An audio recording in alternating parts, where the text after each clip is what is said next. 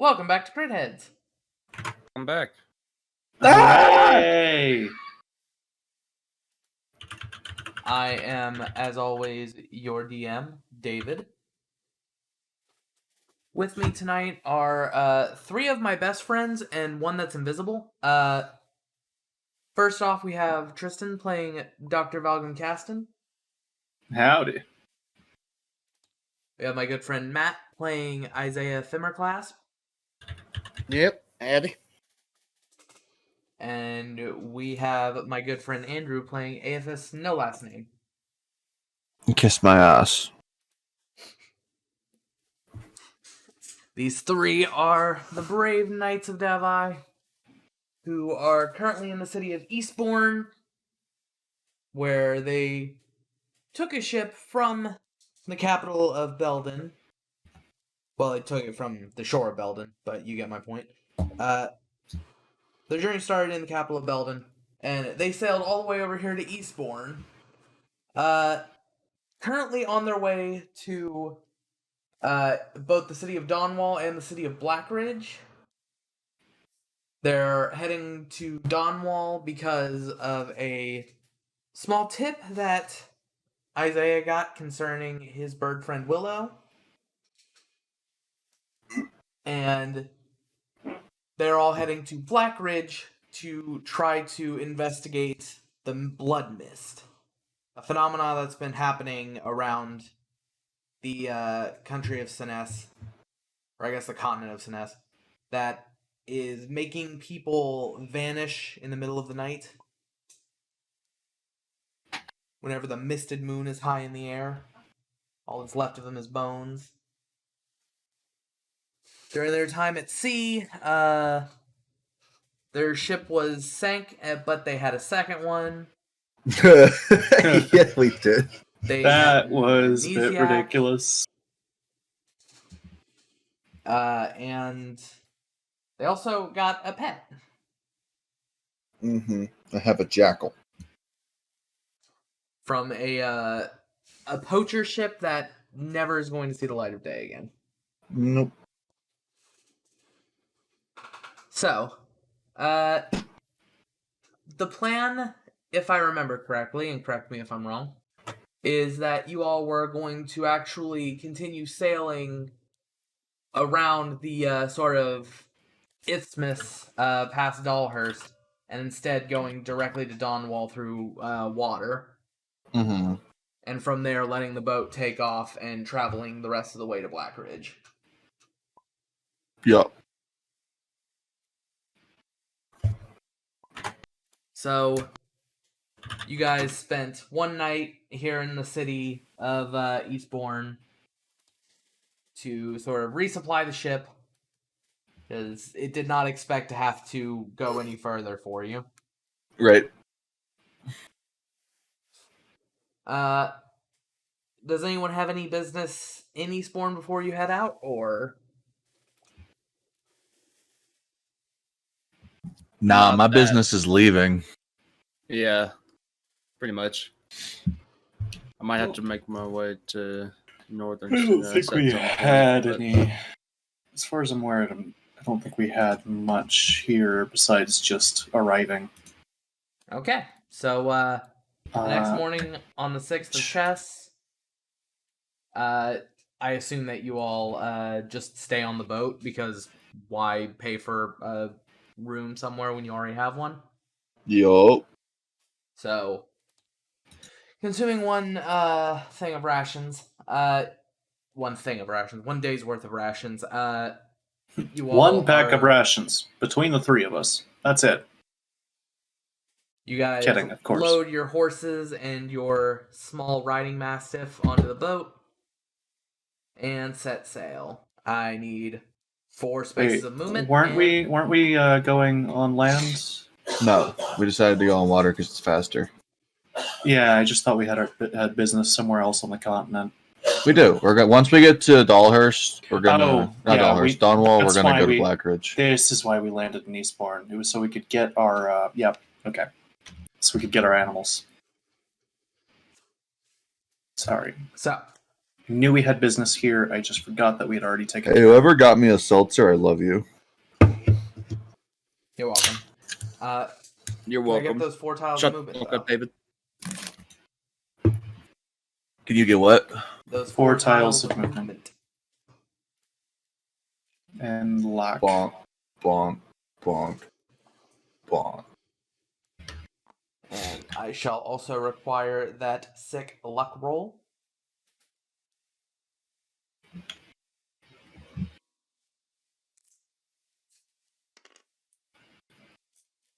$90. Holy shit. Now that's how you start off a session, boys. Hell yes. I would argue so. Considering I just did it, it'd be hard to argue. Alright, so you all set sail on the open seas once more. Set sail. Yes, thank you. And while you guys are sailing along, you see a boat out in the distance. It's not a galleon, it's not even a sloop. This looks like a rowboat that's very far from its original destination. If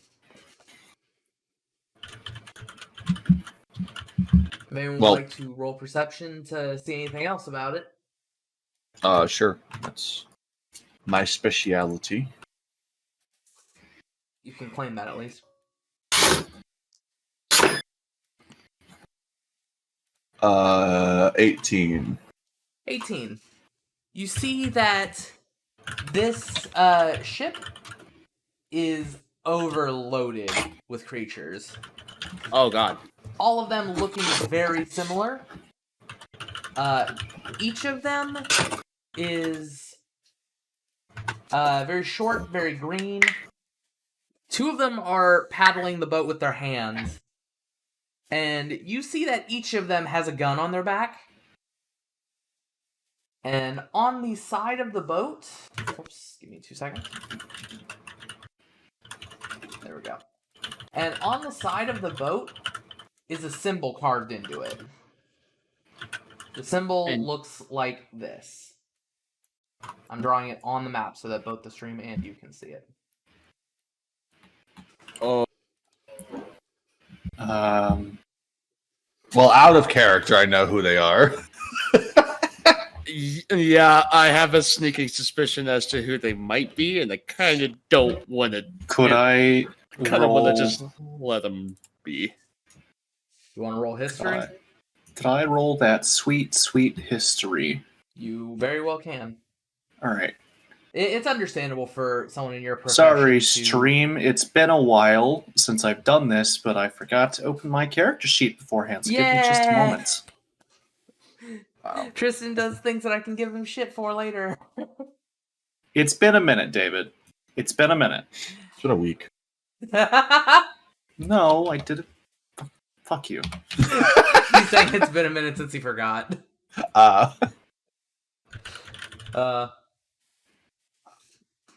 Jackass. Born and raised.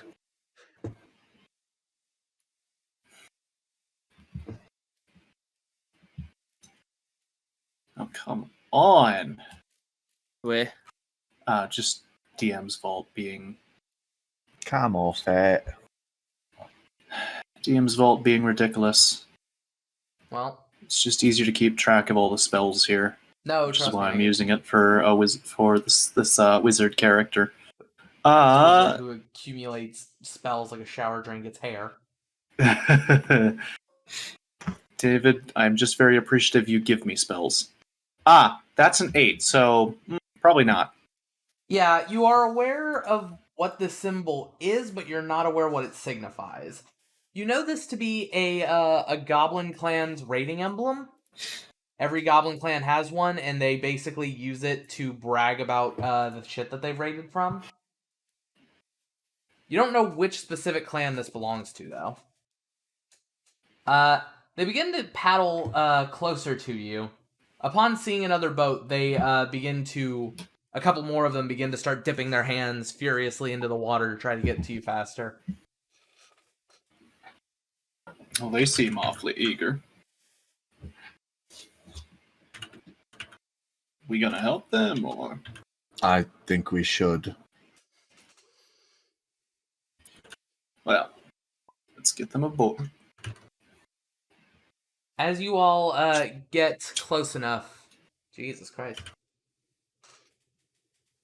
As their ship and your ship get close enough, you hear one of them at the very top of this giant goblin pile shout, "Hey!"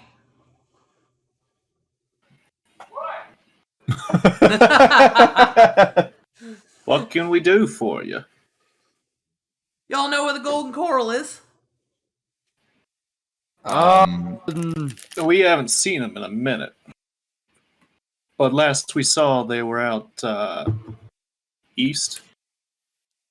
Yeah, you see them all begin to mumble and whisper to themselves, "East, east." You can do it. Come on. All right. Okay. Come on. I'm gonna point east. Yes. Okay. Towards towards kind of where we left. All right. Well, after giving them a direction, It was out towards Belden, but they may have. But I believe they've left since then. they all sort of like continue mumbling amongst themselves about East and Belden. At one point, a little fist fight breaks out because one of them's like, "I told you it was their dumb knuckles." And towards the end of it, the one that's sitting on top of this pile of goblin says, "Thanks for the help." And Sure. Are you guys gonna make it through the ocean? Okay. we'll be fine. The one on top goes into his coin purse and flicks 2 coins up to you. They land on the deck of the boat. Uh-huh. They are both Right. platinum. Mighty kind of you.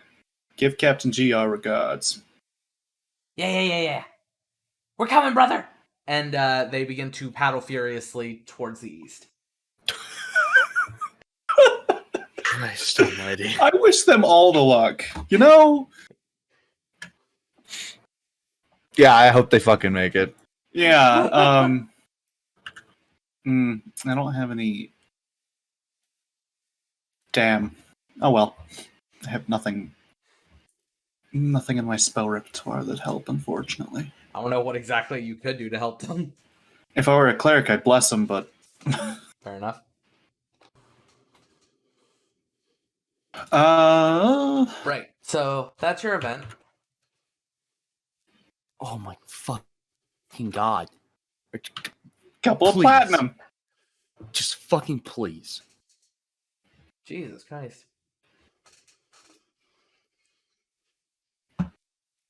Okay, so Fucking anything. that was your sorry. event for the day. If possible, because I'm looking at y'all's pings and this looks like it's going to be rough for you, but if possible, could Andrew and Tristan both give me a roll? No modifier? Just a d20. Just a d20. 12. 10. Ah, sick. Okay, so that night, Aethys, you are, practicing your swordsmanship. As I do. This is a small sloop, so it doesn't have much that you could potentially practice against. So you just stand one of the cannons up, pointing towards the sky. It's iron, so it's like solid iron, so it's very difficult for you to scratch. So you figure that it's safe enough for practicing. And at one point, while you're going through your motions, all of a sudden, your sword retracts into its hilt.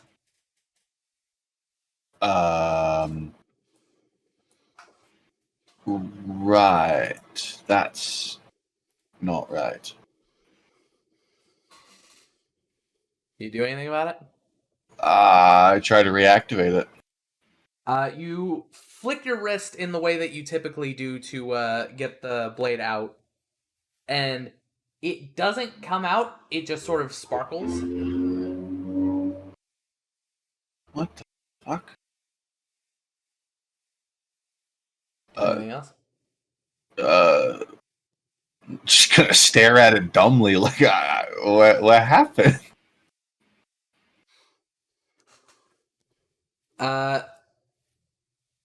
You're looking at it and like it's doing that dim glow that it does whenever the sword is out. But this feels slightly different. Okay. Something in your mind echoes the word again.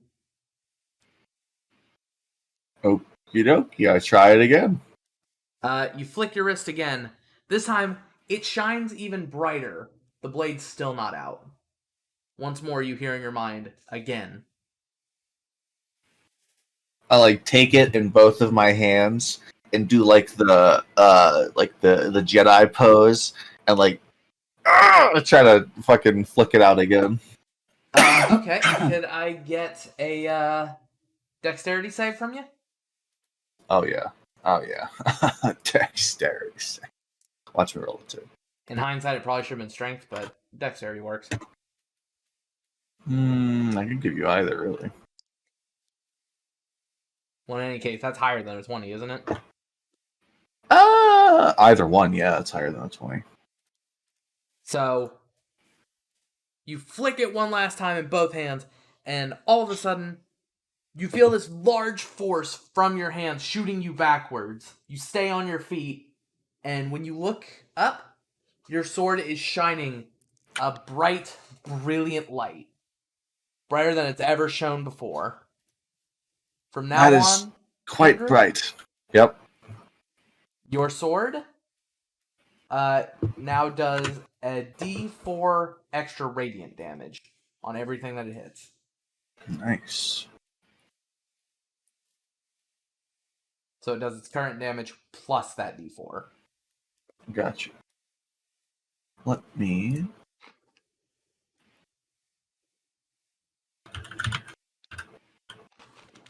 And with that, the sixth of chess is done.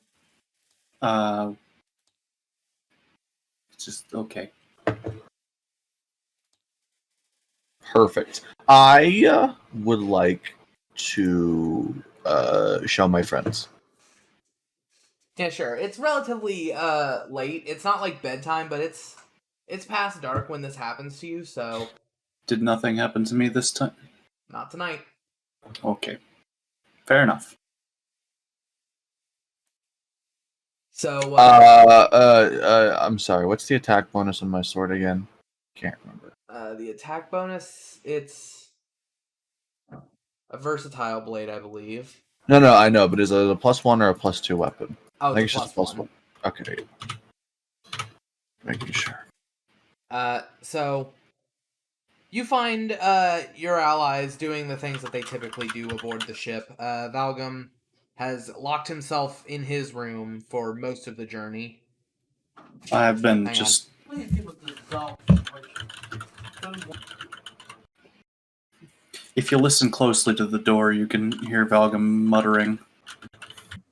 So yeah, you hear Valgum sort of muttering to himself in his room. And Seemingly. Valgum, you get disturbed from your studies when you hear a excited knock at your door. I go over, open the door, and it's Aethys, yeah. It is indeed. Ah, Aethys, what can yeah, I do yeah. for you?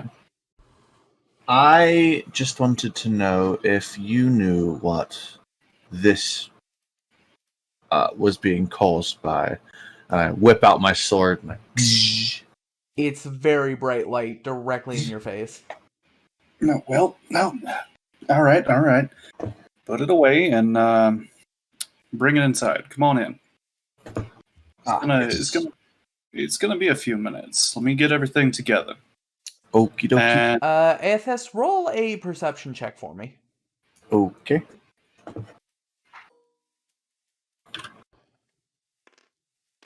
Nope. Yeah, no, the light from your sword that you haven't put away is far too strong for you to notice anything in this room. yeah. So when Aethys deactivates it or whatever, I'm gonna set up the identify ritual and spend the 10 minutes to do that. By the way, I've been reading up on the Order of Scribes. Mm-hmm. You are doing things slightly wrong. Am I? As an Order of Scribes wizard, ritual spells just take their normal casting time for you. Really? Yep. So. Okay, then I will take the minute. Set it here. Give me just a moment. Okie doke. And then I will spend the minute, the single minute. This subclass is a little broken, I feel. Yeah, to identify and see if I can figure out anything about this sword of his. This weapon is rather unique. It isn't like most magical items where there's there's like more than one in the world. This isn't like your standard flame tongue or something like that. This is a unique magic item. Yes. Only one of these exists in the entire world, and therefore you don't quite know its name. However, you can feel that it has power locked away, and that power was bestowed by someone. And you can tell that this power is unlocked through strength and lineage. Wow. So if you or Isaiah were to try to use this sword, all you'd get is a hilt. But for some reason, it's tied directly to Aethys and his bloodline.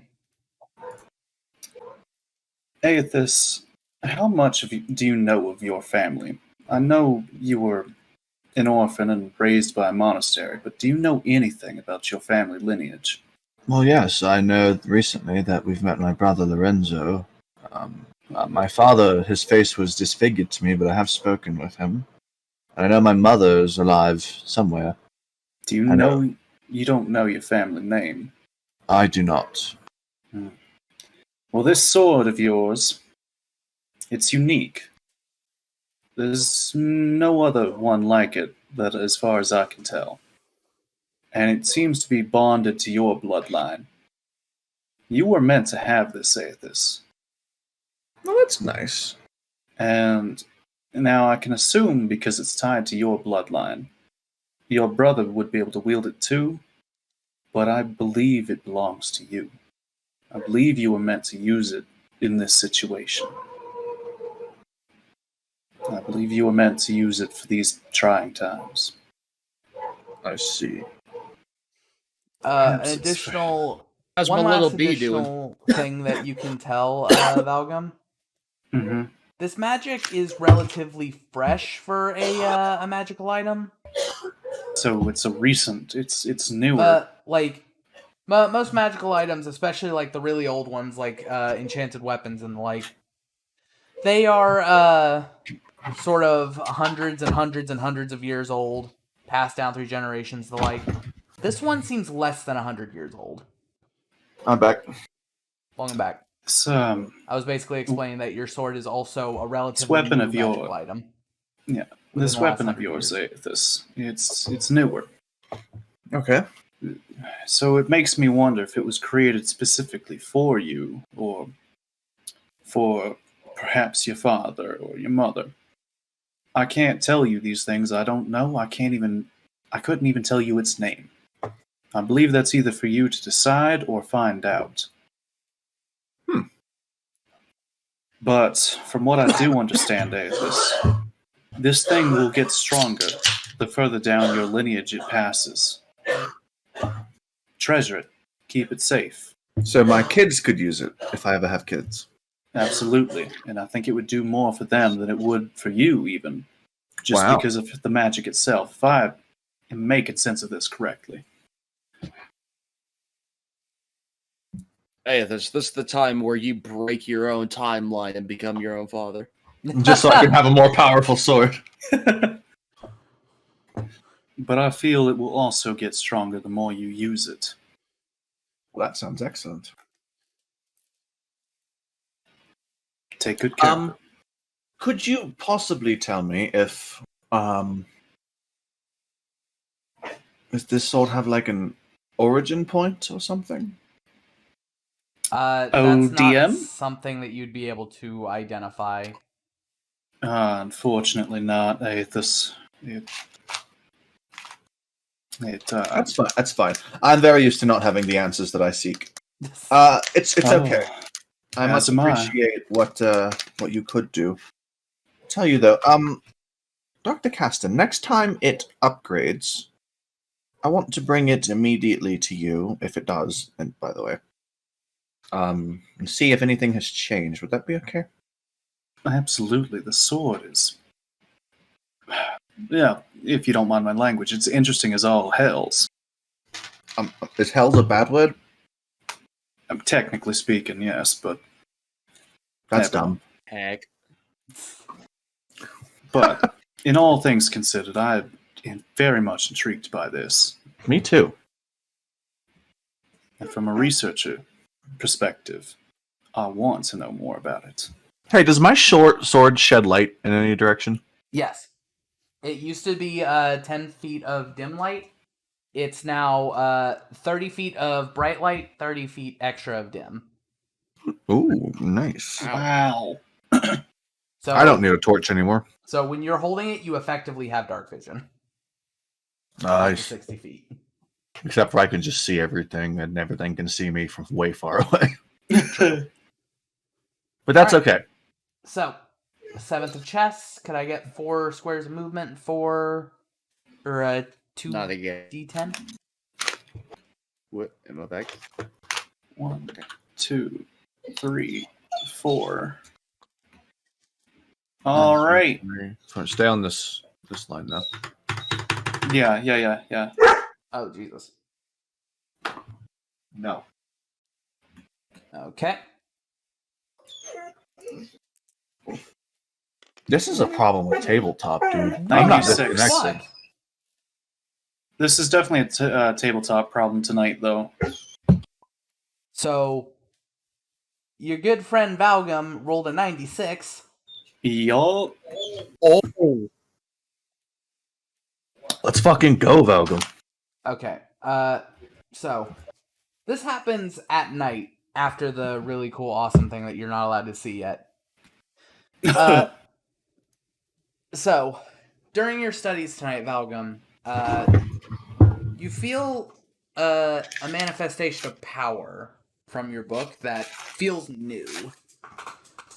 Initially, it's in the center of the book, but as you're looking around for its source, it sort of moves to your left. And upon looking at it, you see a manifestation of sorts of the Stitchbound.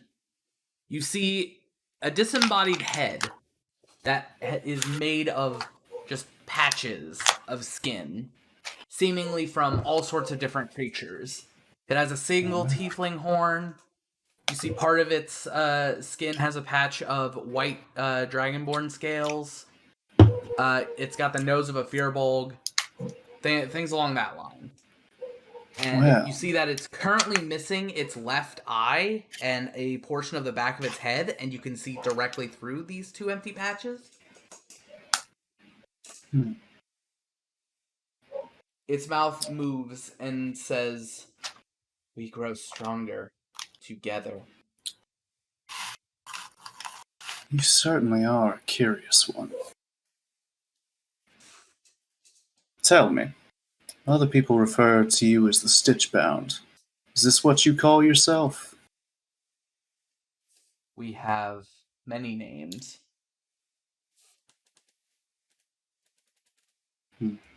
I see. It opens its mouth and it begins to have different voices speaking. Mhm. You hear It's asking me what I should do. a rather elderly. Hang on 1 second. Yeah, it's Okay. You hear a rather elderly Dragonborn's voice say, "Odd tome." You hear a more energetic person. This cool book. In Pock's voice, you hear this weird flesh book. I see. all of these other names. You hear Glorioso's voice going, I like the name Stitchbound. That's pretty sick. And lastly, you hear your own voice saying, this curious tome I acquired in a cavern. You are a manifestation of all who have owned you, And more. and perhaps those who will own you. You are something special indeed, and I will find out. I will find out your secrets. In exchange, of course, for new knowledge. This is something we agree to. You are a curious one. This manifestation, you realize, is the feature Manifest Mind that you can do now at 6th level. 6th level? Yeah, you are currently 6th level. Oh, okay. Oh, thought you meant like. Never mind. At 6th level, you're able to conjure forth the mind of your awakened spellbook, and it takes this form. I see. It has several actions, so you can look over those, but this is basically introducing you to what is known as the mind of the Stitchbound. That's so cool. Okay, everyone else back yet? We should be back Yeah. in business. Hopefully, we should be back in business. We apologize for the interruptions. It's fine. I found a way of Passing the time. making it productive. Yeah. Clutching tabletop. Valgum got to see one of the really cool features of his spellbook. Nice. I missed that as well, so I guess we'll find out in character. Yeah. Yep. Well, we're going to be rewinding a little bit into midday because this happens because his new stuff happens later in the night. Yeah. We get rolled a 96 for today's event. Yo. Nice. So, good things. So, during this day, it seems like things are pretty calm, no boats incoming, anything of the like. If each of you could give me a perception check, that would be what I would refer to as poggers. Pog. Did you say a religion check? I said a perception. Perception. Ah, the only kind of check you ever fucking ask for, David. Yeah.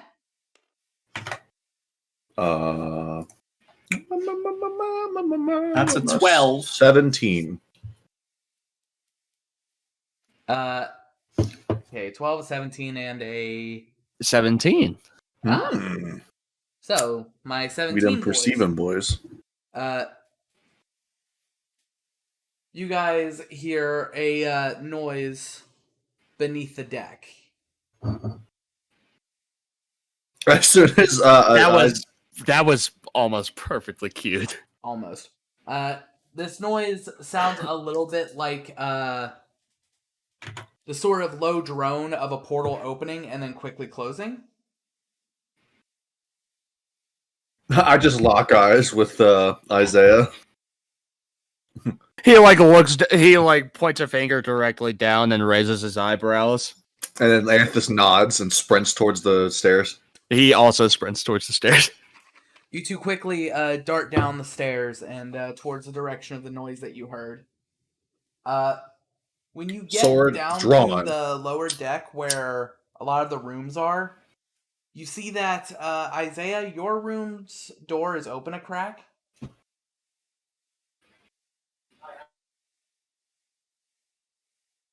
Hello?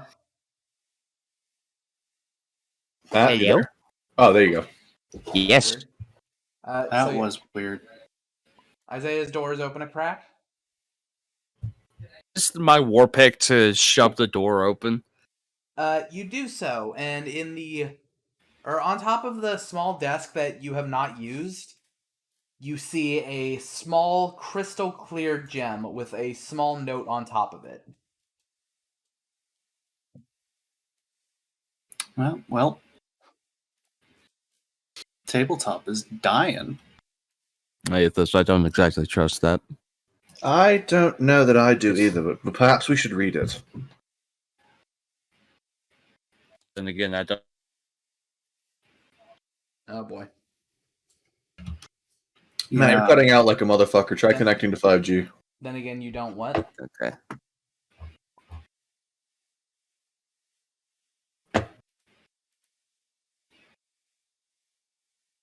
Pardon the technical difficulties. Yeah. I enter my room anyways. Okay, so yeah. Sure enough, there's the small gem sitting on your desk. No. As well as the small note that you can see is written in common. Mm-hmm. No. I'm gonna go ahead and pick it up and read it then. It says, "To the Knights of Davi, this is not a warning, this is not a threat, it is a gift. I hope that this gift allows you to put a stop to the Gambit of Chain. Signed, a friend." Well, this letter is from supposedly a friend. I hand it over to Aethys, and I'm gonna look at the what is on the table.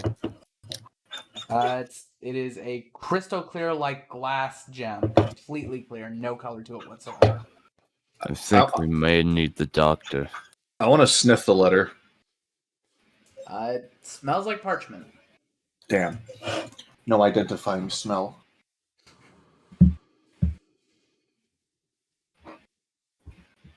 Okay. Well, yeah, we should probably go get Caston. I'll do that. You make sure that thing doesn't explode, and I run back upstairs to go get Caston. All right. Who's Isaiah, while probably you are like, eyeing it, it does not explode. Thank what God. time of the day is this when this happens? Out of It's curiosity, about midday. midday. Okay. Because yeah, never mind. So, yeah, I was gonna say if it was like morning, even mid morning, he'd be probably still sleeping in. So you managed to find Professor fuck, Dr. tabletop? Sir Valgum Caston of the Kingdom of Davi, and explain the situation to him, I assume. Yes. So essentially, a note appeared downstairs, and there's this gem that we don't know what it does. But here's the note. If you want to read it, we need you to come look at it. Intriguing. All right, sure. I need a break anyway. And I'm gonna follow. Yeah, I'll lead him back down to Isaiah's room. Yep. So you guys see Isaiah just staring menacingly at this what looks to be a chunk of glass. You're not doing anything sinister under my watch. Isaiah, I have brought the doctor. Right. Well, what is it you wanted to show me? This on the table. Hold on, I gotta climb up the stool. I pull out the chair for the doctor. Yeah, I'm gonna get up to where I can see it. And what does it look like again? It's just Just an absolutely featureless, colorless piece of gemstone. all right. Can I feel any magic emanating from it? Just on. Can. All right. Well, then once again, just give me a moment, y'all, and I will cast Sure. Identify. You have discovered that this is a gem of seeing. Gem of seeing gives you true sight for a certain amount of time, 3 times a day. For 10 minutes, you Interesting. get 120 feet of true sight. Well, That sounds like This is we've got could some be useful. shit we gotta get ready for. Place Sounds the- like- the Might gym of I hold the Gym of Seeing? Aethys, I believe you're the most perceptive. I agree. I think And you being would. able to see invisible things and I see in will take offense darkness to that. sounds nice. I think it would be best if you do hold on to this. It looks like it's not going to explode, so don't worry about that. Well, that's Well- good. I don't like exploding gems. They tend to be. Well, it shouldn't unless it's shattered, but So, taking care of it, you won't shatter it. in the virtual tabletop, the pink chair is going to be basically where I drop magic items, and you guys just grab them when you need them. Okay. Consider it like shared storage, but no specific person has it. This doesn't require attunement, does it? It does not, as far as I know. Okay, so I could just throw it to somebody in the middle of combat and they can use it. Yep. Or if there's 3 charges, we could all just use a charge and have all of us have true sight for the next 10 minutes. That is indeed a thing you can do. Perfect. Right. So, after that happens, Valgum, you get to see the mind of your book come to life. Do you do anything? with How this late in the revelation? night? How late in the night is it? It's late, but you would think that your compatriots are still probably up doing things of their own in their rooms. All right, I'm gonna stow the stitch bound. I'm gonna stow the stitch bound, and I'm gonna go find my 2 companions.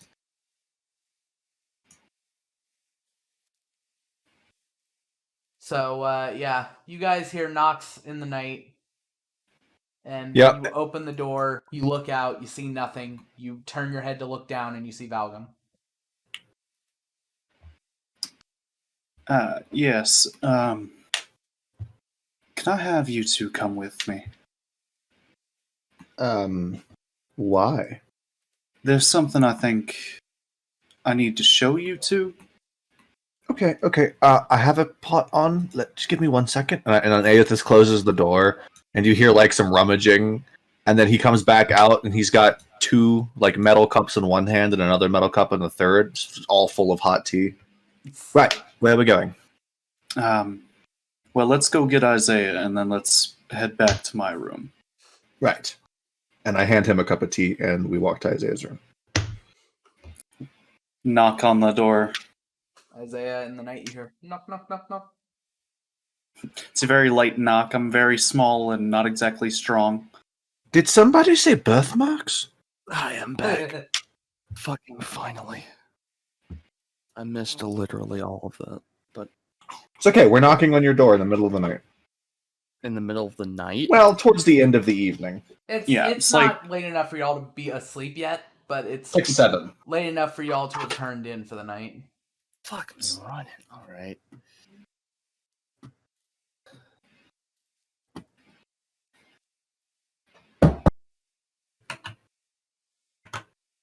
Isaiah, Huh? you in there? Well, yeah. What Can we what do you need? Well, I open the door and look at my party. Well, there's something I need to show you 2, and I think it best you come with me. Okay.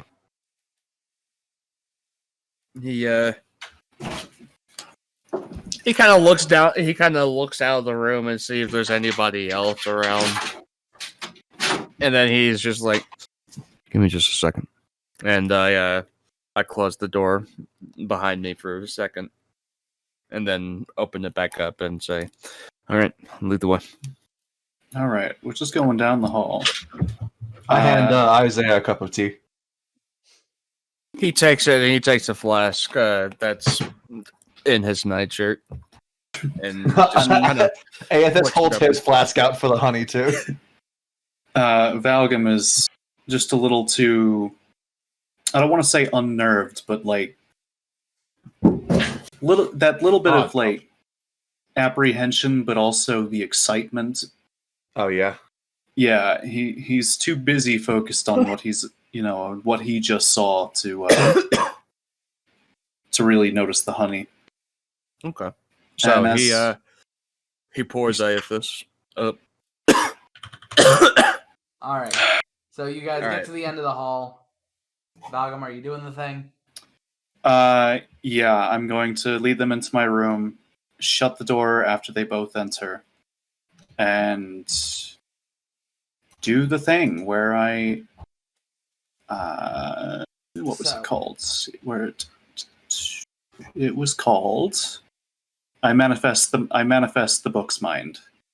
So The you mind of the guys stitch see bound. as The stitch bound. Balgam pulls out the stitch bound, opens it up to a page that's got a spell on it.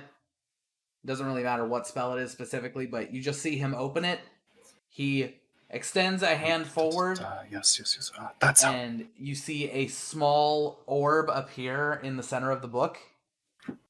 And as it grows larger, it gets a sort of disturbing amount of detail to it until you see it is a disembodied should- humanoid's head.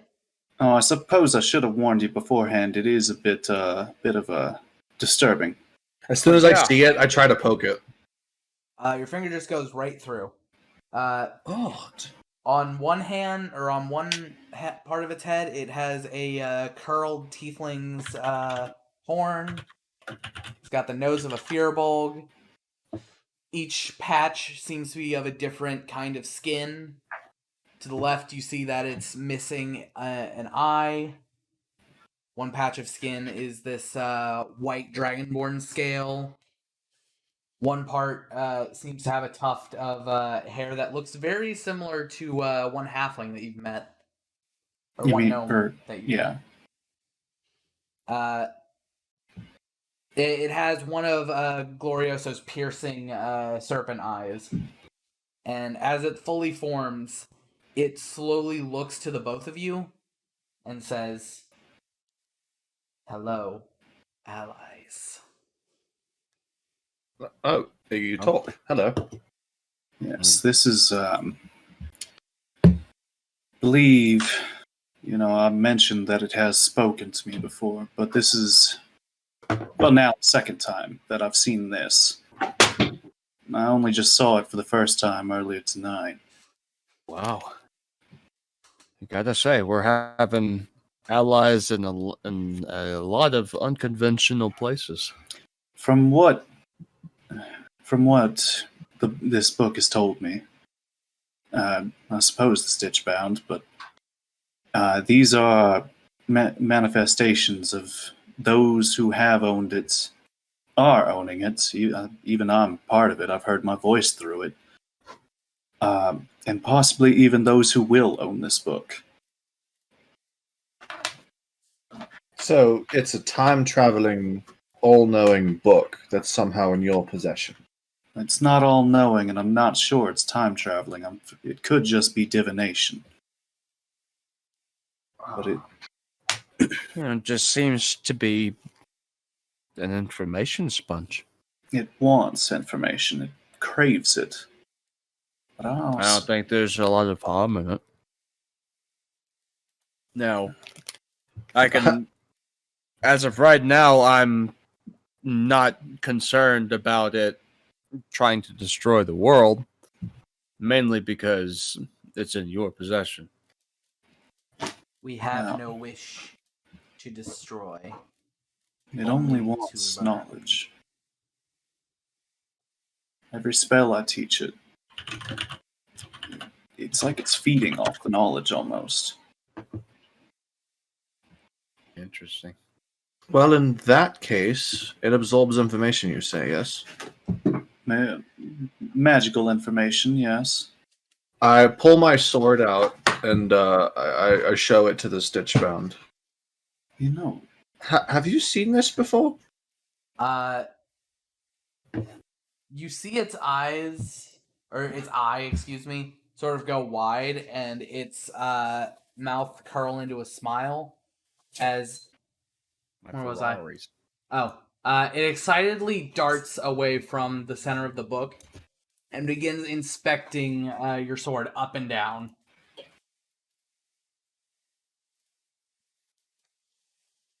Discord's going through some outages. Yeah. Did you not hear what I said? No, I'm just saying I can't send DMs to people right now. Oh, well. And I just checked down detector, and 93% of people are having server connection issues. Well, let's hope that we stay the 7% that doesn't. Anyway, Hey, the 7%. Woo! so You can get a lot for 7%. the Stitchbound's mind does not seem to pay any mind to anything else aside from just staring at your sword. Right, I'm supposing that's not good. I don't know. New knowledge. Is there anything you can tell us about it? Sword made by someone very powerful. Do you know its name?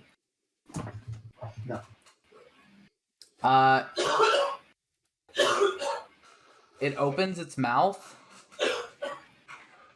and you hear, in a feminine voice, it say, "The Saber of Dawn." Saber of Dawn. I need to write that down. And I run to my room and get my journal. The Stitchbound mind follows very slowly behind you because it doesn't have that fast of a movement speed. I'm gone. It wants to keep eyeing that sword up. As soon as I grab my journal, I sprint back and meet it halfway. You guys see him walk back with the sword or with the Stitchbound, just Can sort you of doing loops come back around in the sword. here, please? Because I'd prefer that. Yeah, I'm walking back to the room. I don't want the crew of the ship seeing this. It's just sort of circling the sword like a little planetoid. Right, well, this is odd, so I turn the sword off and holster it. It now just sort of floats at your hip. What? Isaiah is kind of quiet at this point and actually has Willow's feather just kind of clutched in his hand absentmindedly as he's watching this thing inspect Aethys' sword. You know, I didn't really think about this, but it does enjoy knowledge. And Well, you my were sword can't offer knowledge, just power. well, there's something curious about it, that's for sure. The Stitchbound is muttering to itself about how curious your sword is. Well, you can't have it. It's mine.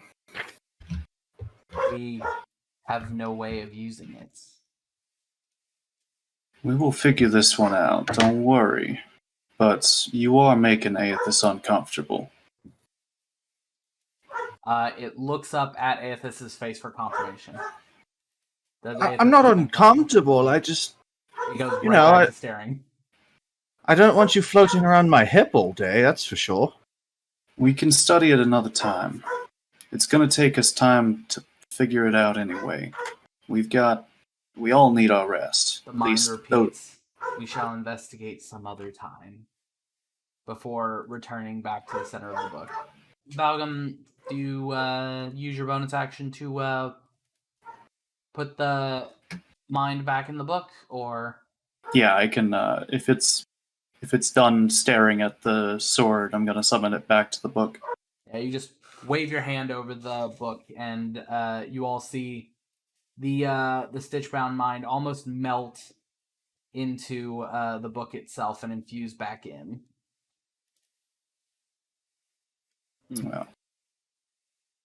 Well, You have a very weird book. that I'm inclined to agree with.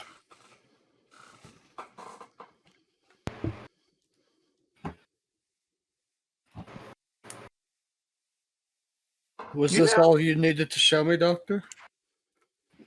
Yes, I just thought I'd be transparent about this. very appreciative Leading of it. secrets like this is what makes wizards go bad. Yeah. I'm very glad that you're open about this. Thank you for letting me know about this. Plus, I mean, it does I didn't want this to come out in battle and it look kind of evil.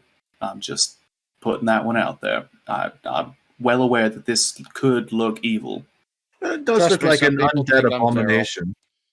So But- it's all good. It's not too bad. It's just interested in knowledge, power. That's Okay. not always. If Do that's you the case, suppose that maybe? Never mind. Well, then, good night, gentlemen. Good night, Isaiah. Isaiah leaves. Aethys looks like conflicted for a second, and then he just shakes his head and walks out. Goes back to his room. All right. Right. So you all head to bed. It becomes the ace of chess. If someone could move us 4 squares forward and give us a luck roll, I believe that it's Miet's turn. Yep. If You I guys can must- stay connected for more than 5 yes. minutes. You guys are a day away from the city of Dawnwall. Luck roll. 89! No events. Oi. Y'all have Aye, not aye, rolled below nice. 89. What the fuck? Your luck is being too damn good for this stream. Well, hold I on. agree. Something's gonna happen. Someone's All right. gonna die this stream. Been there, done that. Yeah, it's gonna be one of us this time around. So, this day goes by without incident. It is at this point that Aethys, while it is a relatively short trip, you've learned just about all that you can about operating water vehicles, so I'm giving you proficiency there. Nice. It is now the 9th of chess. So, 4 tiles, which, 3 of them put you into the city of Dawnwall. So that means we don't need to roll luck, right? Nope, no luck required. When you get to the city of Dawnwall, it has these very large walls that have these religious signets carved into them that various gods sort of idolized against the city's protective barrier. It is bisected by the river that flows directly through it, that also acts as its largest port.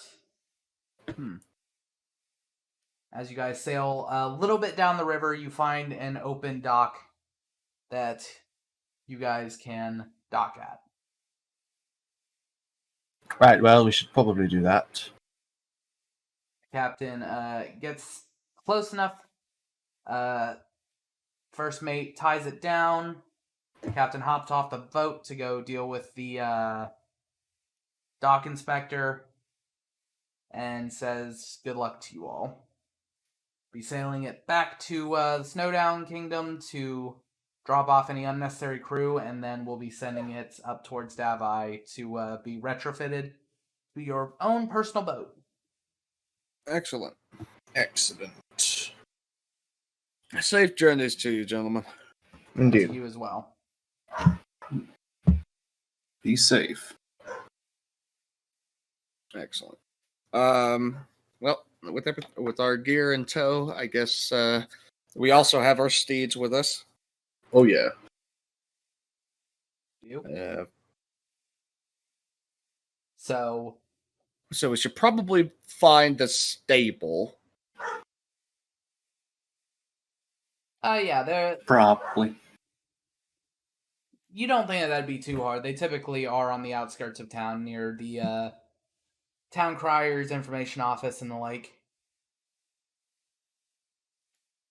Excellent. Then I am I'm gonna lead Flage and I'm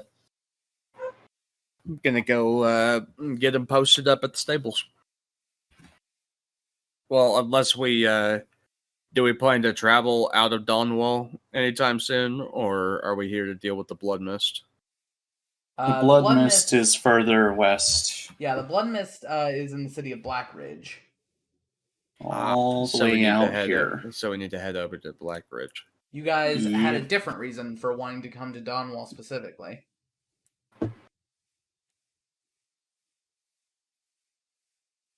I cannot Yeah. recall that reason off the top of my head. Sounds like something a history check would do. Yeah, we're going to Donwall because your bird friend might be here. Huh, Right. I'm an idiot. Complete fucking idiot.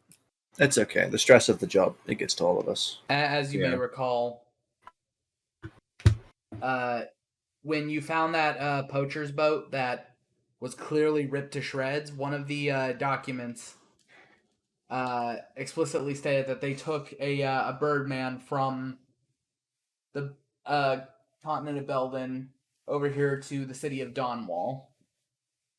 Okay. Did not tell you who was picking him up, but just told you that he was transferred here. All right, then I need to find a archive area or an archive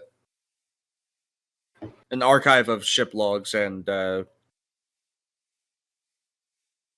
like. Okay, I know how to speak English. I get you.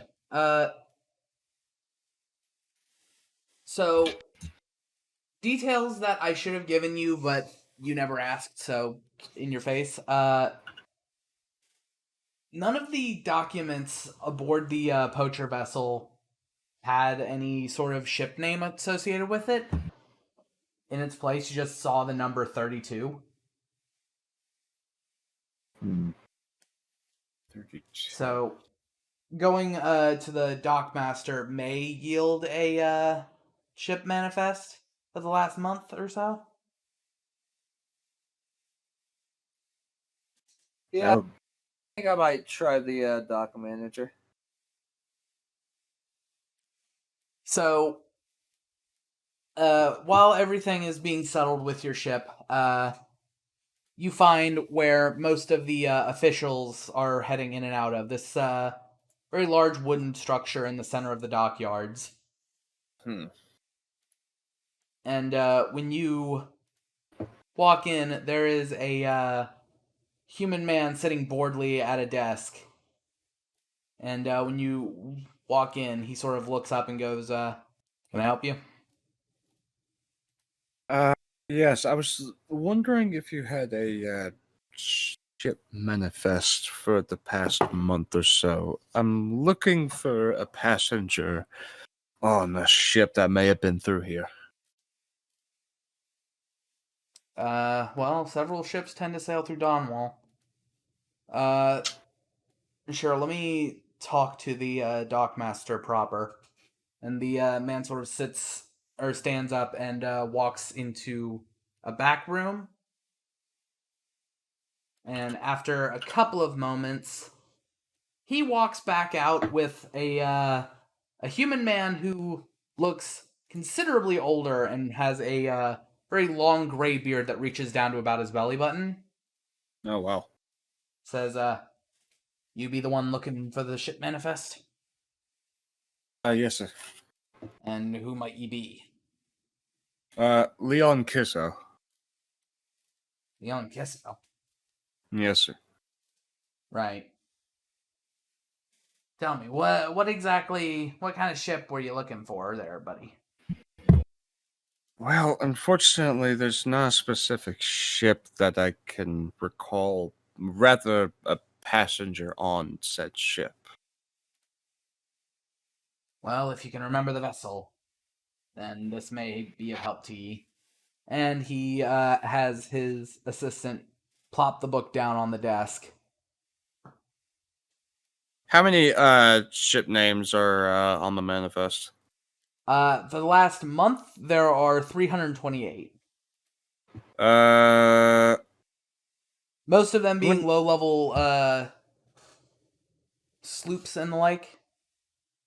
I'm gonna look at the 32nd entry. The 30-second entry, it seems to be a, Oddly specific. sorry, And the number 32 was written on the note. Might be the 32nd. it seems Month. like it's a boat that was registered with Siness all the way in the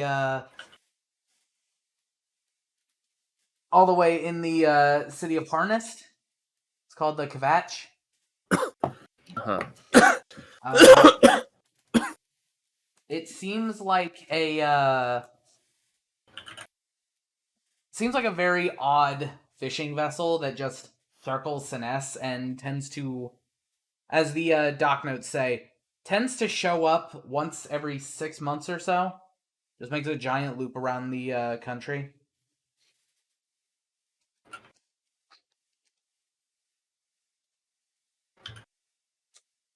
Doesn't have any reports of it going to Belden or anything. Huh. It's a little discouraging. All right. Then I guess I'll have to search a little bit more broadly and see how many of these ships come from Belden.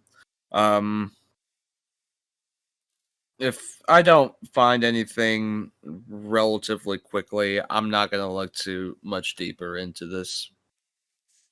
Well, just scanning the pages, it doesn't seem like Donwall gets a lot of traffic specifically from Belden. One of their biggest trade partners, despite the sort of landmass that separates them, is actually the city of Letnit on the continent of Akron.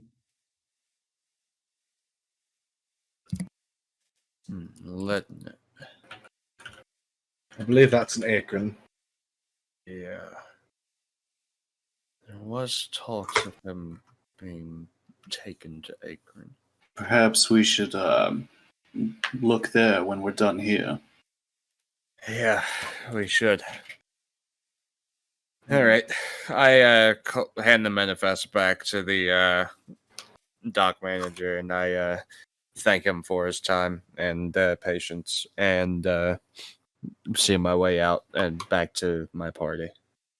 Hope we could have been of some service to ye. I appreciate the sentiment. So,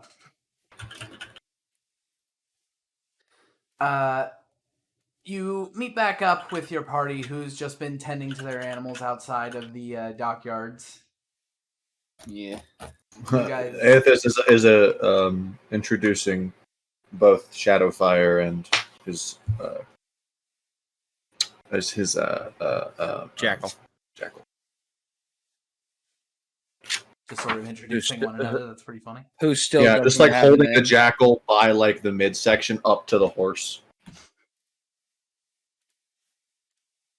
After a moment of doing this and then just sort of sniffing at each other, you see that Isaiah is coming up from the office with not exactly a hopeful look on his face, just more like confused, if anything. I take it your search was not fruitful then. Yeah, unfortunately not. Was he sighted in the city at all, or just stopped here and moved on? Yeah, most likely stopped here and moved on. Sorry, friend. Well, I can only keep moving forward then. Exactly, we must keep searching. We shall not give up hope. You should probably staple up Shadowfire. Are we staying in this city? Well, I assumed you wanted to get a place to sleep for the night, unless you intended to leave immediately. I must say I'm quite anxious to get to Blackridge. Okay, that's fine. Well, let me go ahead and get Fletch then. So you're all leaving the city of Donwall? Yep. Yeah, I mean, Aethys just doesn't want to stay in Donwall. I'd rather camp somewhere out in the wilderness. Okay, well, there's To still get a sniped little... by another scorpion. nature. There's still a little bit of time before it gets completely dark out. You guys did spend the entire first half of the day traveling into Donwall, so I'll give you one more square of movement with your horses out of the city. Okay. We'll follow the river.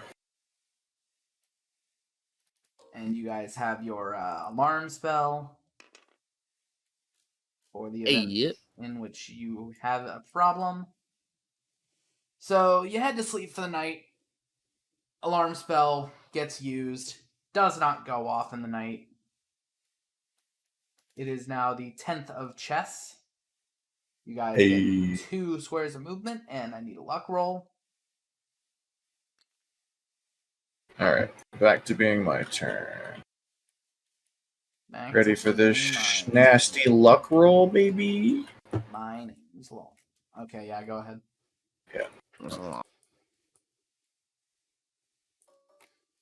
Where's the infinite dice roller bag? 78. No, then. Sick. Chick. Nasty. Okay. So, I assume you all lay down for the night again. Of course. Yep. And no event. So, 11th of chess.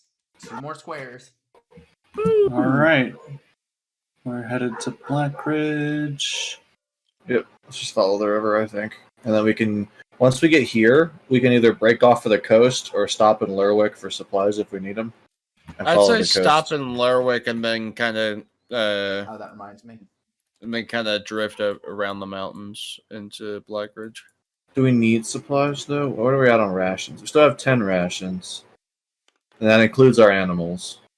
That is Well, a 60. If we're going to be anywhere near the mountains, then we might want to get some hiking or climbing gear.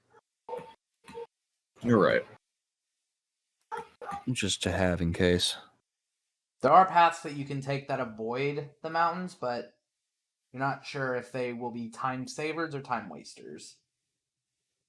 Well, I was thinking we could just hit the coast and then back up to Blackridge instead of just going through the mountains. Yeah, that's pretty much what I was thinking too. Okay. We don't really need climbing equipment then.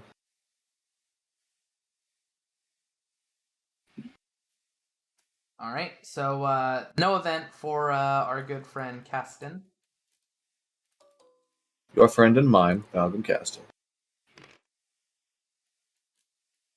And the alarm spell for the night gives no warning.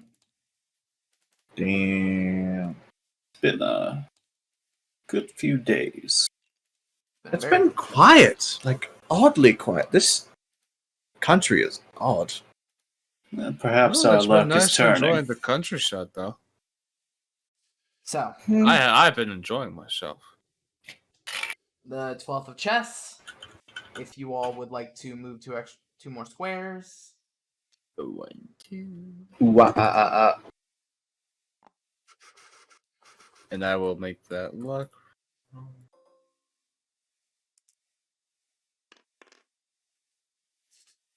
28. Had to happen sometime. Had to happen sometime. Yeah, that's just not bad. It's not a guaranteed bad one. Not a guaranteed bad one.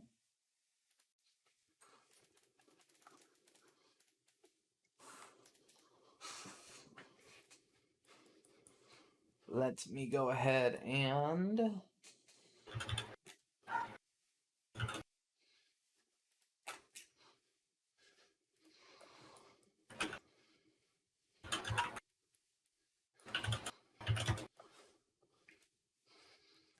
so as you all are traveling on horseback, you hear out in the tree line some sort of grumbling. Hear someone just sort of going, "Oh, motherfucker, how am I supposed to get fucking out of this one? God damn it."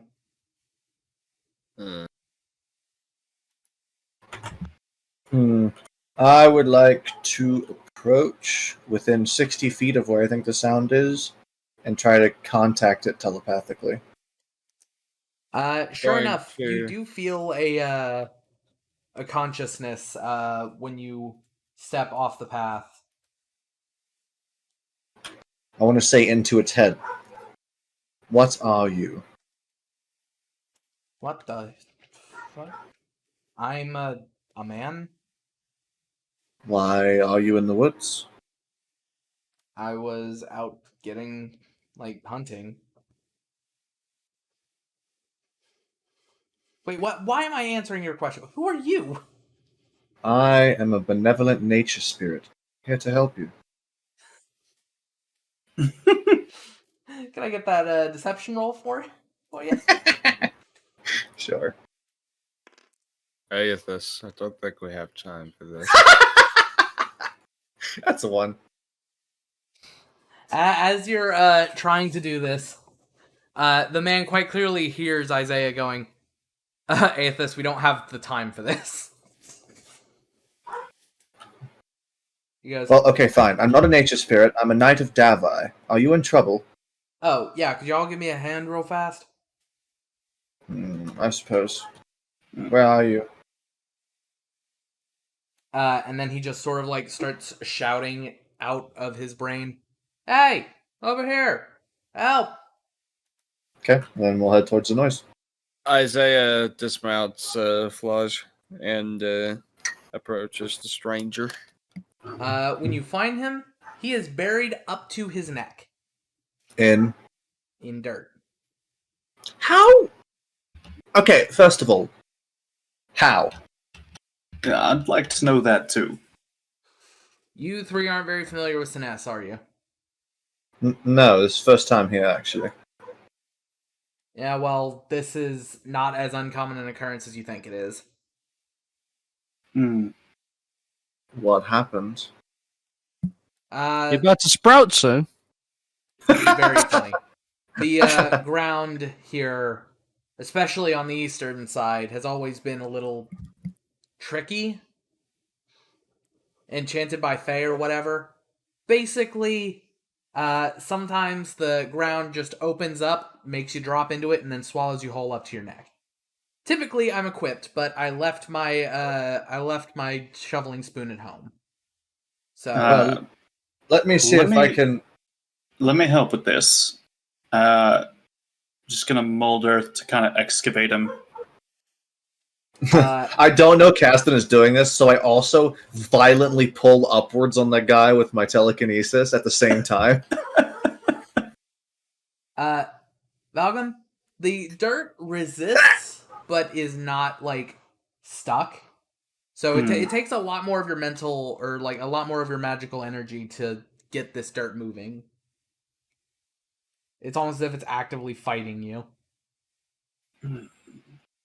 You did say Fae. Yeah, something strange like that. After a solid 10, maybe 20 minutes of excavating, the man is out far enough to where he can grab for the edge of the hole that you have dug and As pull himself Aethys is out. just violently pulling. Yeah, I'm like trying to jerk him like straight out of the ground 10 feet in the air. Jesus.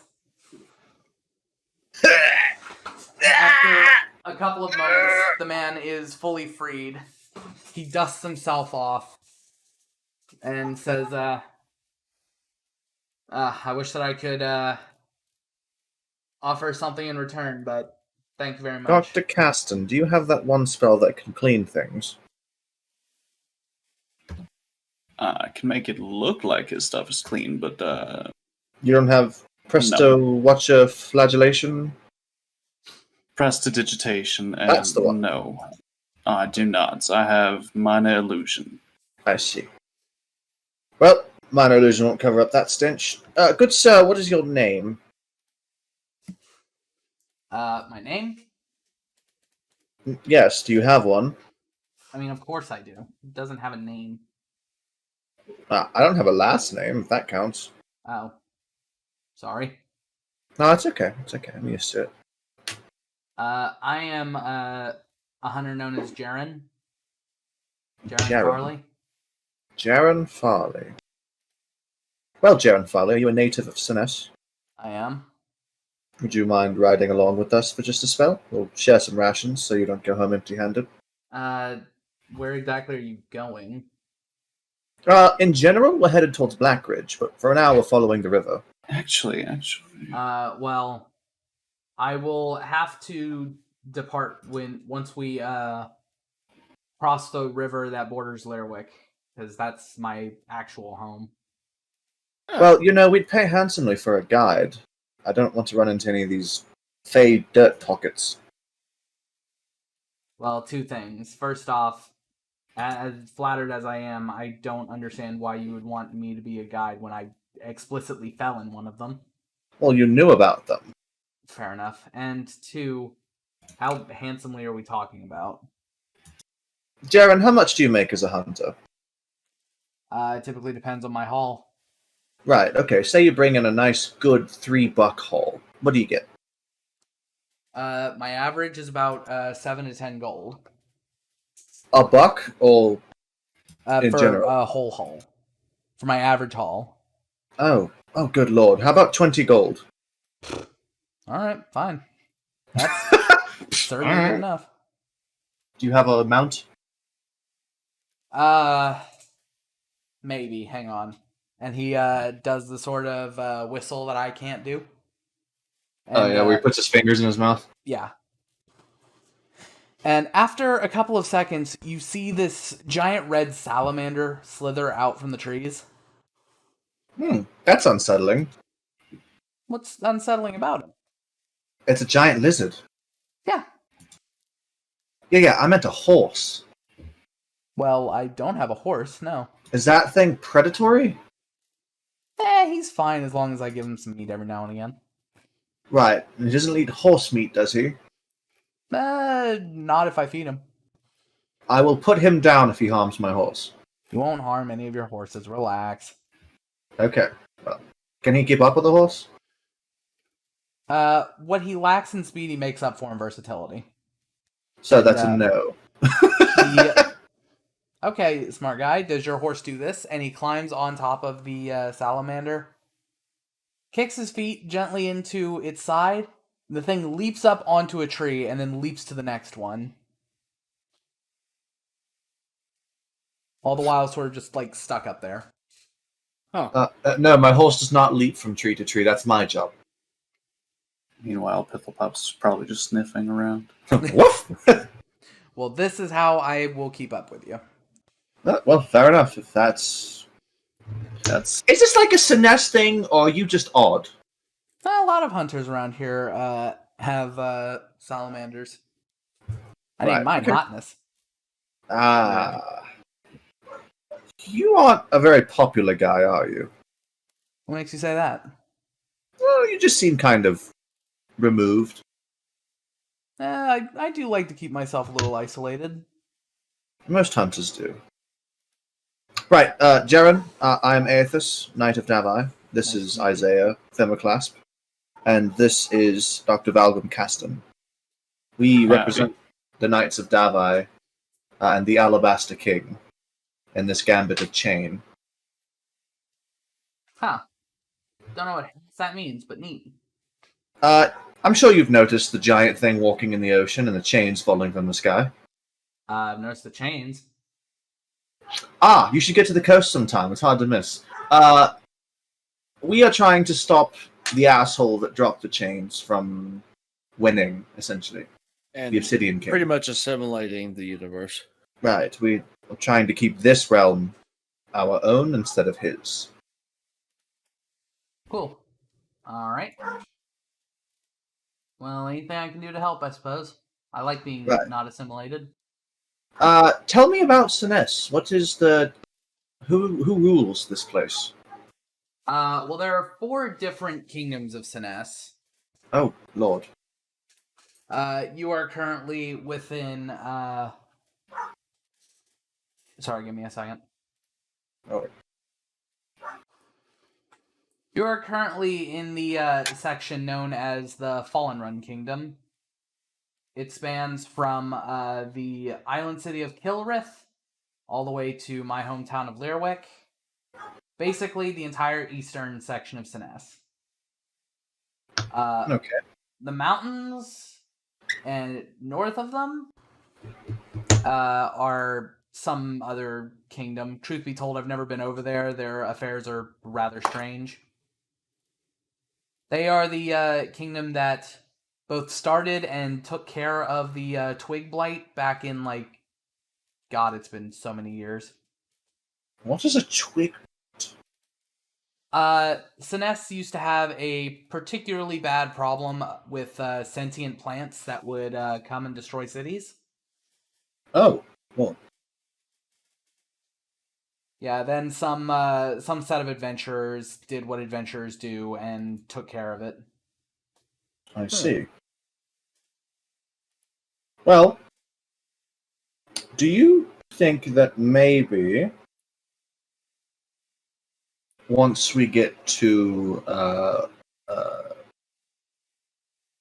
the edge of this kingdom, the other one you call home? Fallen Run, yes. Yes, that one. Is there any way? Like, do you know of any roads that would lead further on into the other kingdoms that we could follow? Typically trade, because of the mountains, tends to stay around the coast. So any roads would definitely Excellent. be around there. Ah, good. That was our plan anyway. I don't travel much past the mountains myself, but I know that the kingdom to the west of mainland Sinnes is known as the I can speak. Stursk dynasty. It's okay. It sounds like a Stirsk. family name to know. Stursk. And what race is that? If I recall correctly, the Stursks are I'm trying to remember. There are some sort of short folk, halfling or gnome or somewhere along those lines. Well, I'll be good in good company. I'll see. And lastly, there is an island that most people call the Isle of Fools. It's west of the Stursks. And it is full of jesters? Or why is it No. the Isle of Fools? It's the Isle of Fools because if you go there and expect to live, you're a damn fool. Oh, that sounds fun. We should head there sometime, guys. It's said that the ruler of that isle, at least as of recently, it changes ruler very quickly, very often. The woman who rules over that area is currently only known by the name the Duchess. Duchess. Right, and what did you say the name of this kingdom was? On the island? No. In general, the name of the one we're in. Oh, the one that we're in right now? That's the Fallen Run Kingdom. Fallen Run Kingdom. Okay. Our And capital, the... Oh, yes, please continue. our capital city is the city of Eastbourne. I see, we were just there. Oh, lovely. Yeah, it looks like shit, all those chains. Yeah, well, it looked better without them, in my opinion, as well. Yeah. Right, and this mountain kingdom, what is it called? The one to the north of the mountains, I could not remember the name. I know that the capital is Hardersville, so if you ever have to go up there, there's that. And the Stursks are the ones to the west of the mountains. Yes, and they, Blackridge fall under the Stursks. it does. All right. Their capital And- is a city named Riverland. A couple years ago, the great volcano over there destroyed the city of Burnsley, so that's not a thing anymore. How'd that happen? I'm not quite sure. I just heard Ironic. stories that the people of Burnsley used to sate a creature inside of the volcano, and when the creature was disturbed and not properly, given tribute to, it had the volcano rain down onto Burnsley. To be Interesting. honest, I don't see the appeal in living in a city that sits at the base of a volcano anyway, so they may have Yeah, had who it would do coming, in my that? opinion. Who would willingly move to where they know is in a direct line of fire of a volcano should it erupt? Land It is cheap. Odd, that's for sure. Right, and this island kingdom of terrifyingness, what is it called? It typically doesn't have a like common last name associated with it.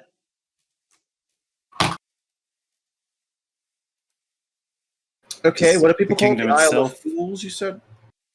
Yes, that's the colloquial name for it. Gotcha. Good. And I write all this down in my notebook. And I thank Jared, and we move on our way. Is it Jerrod? E.T. Jarrett, Oh. not Jared. Jarrett.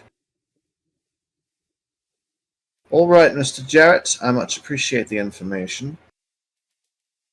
All right. Let me lead you to Blackridge then. Excellent. So, with his help, he will lead you away from dangerous situations. Now, anything lower than a 25 will be an event, and anything else is not. Oh, nice. Ooh.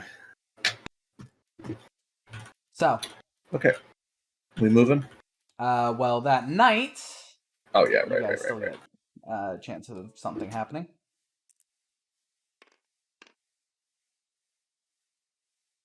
It's a good thing that y'all have that rule. Nothing happens that night. Jarrett still has supplies from the hunting run that he was currently on, so he will not be consuming your rations. Nice. Nice. Excellent. You guys get your 2 squares of movement. Yes. Excelente. Whose turn is it now? Yours. Yeah, I didn't mean to roll. I'm sorry. I was just clicking because my game was frozen. That's not Okay. that's not a roll. Okay. Sure. All right. This is the river. Yep. Next 1, 2. 88. God, No, you're reading damn. that backwards. Ah, right. 880. All right, cool. No event. Nice. You guys lay down for bed that night. And no event. 14th of chess. Ooh. Sorry, my roller strip was acting up. Whose turn is it to roll? Yours. Oh, okay. David, can you spawn me a new roller strip? Yeah, hang on.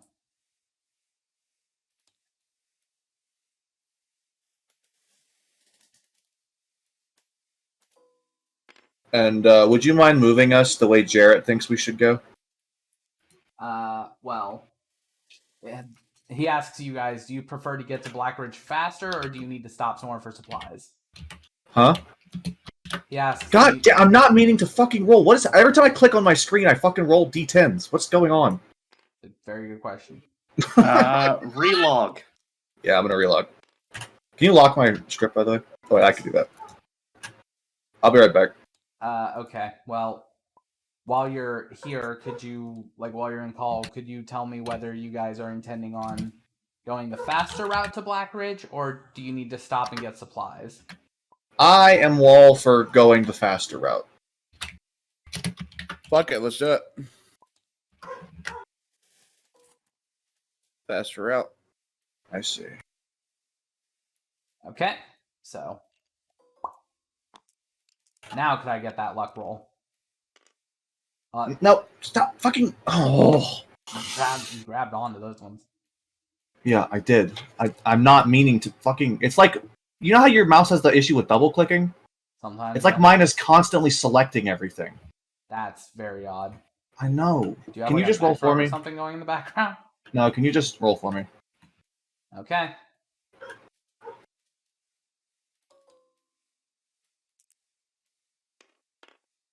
$60, no event. Nice. You're very lucky that your mouse is freaking the fuck out, because that was a 0-1 that you rolled. No, every time I roll the dice, they kept going to 0, which is like that was the problem. I was like, I'm not pressing any buttons, but it was like I was selecting, and every time I would press to click down, it would roll 2 dice and then flip them to 0. Like I don't know what's That's happening. Very strange.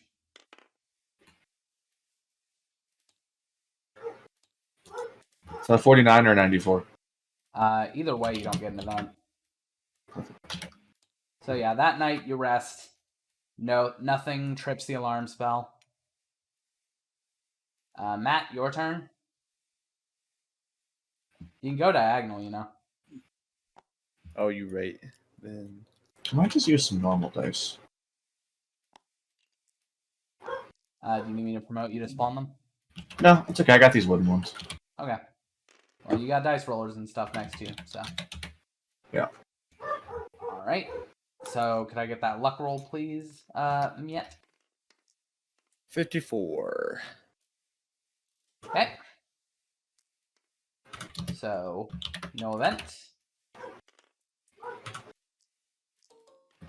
That night, you lay down for a rest.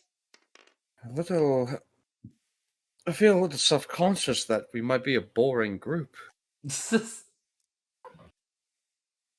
I'd rather be boring than dead. Trust me, it's not that great. Well, yeah, I'm sure it's not. How would you know? I died. Oh. Literally. To a scorpion. It was awful. It took us about 2.5 weeks to finally be able to revive him. So,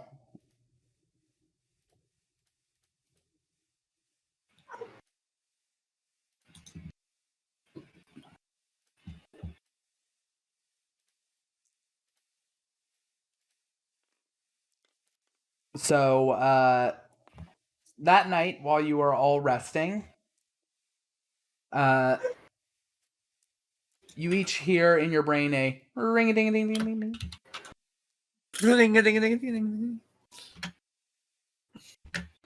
Uh-oh.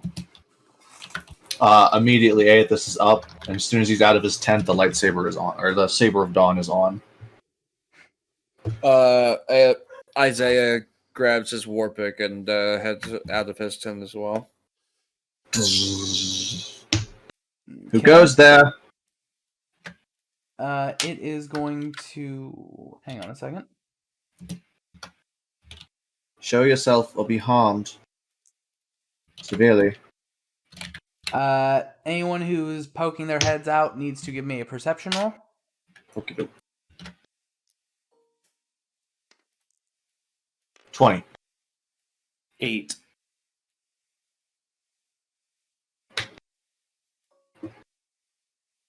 I guess Isaiah doesn't want to. 18. Oh, okay. Jesus. Okay, so, Valgum, you poke your head out, and you don't see much of anything. You just see, like, a couple of puddles of water on the ground. There's no, like, animals Must nearby. have been a rabbit or something. However, the two of you who got higher rolls see that these puddles of water on the ground aren't what they seem.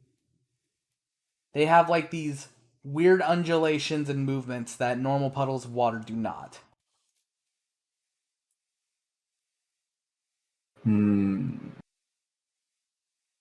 Lime, maybe? The puddles of water seem weird. Yes. Do they have a telepathic presence? I suppose they would. Those puddles of water are sentient, Really? at least in some capacity. Now, what are you That's talking about, Aethys? They're just puddles of water. Weird. No, I promise, I feel them in my head. You know, I haven't known you to be wrong yet. So, They are. Hold on. And I sort of like walk out of my tent entirely. How far away are these puddles that are the weird ones? Hang on.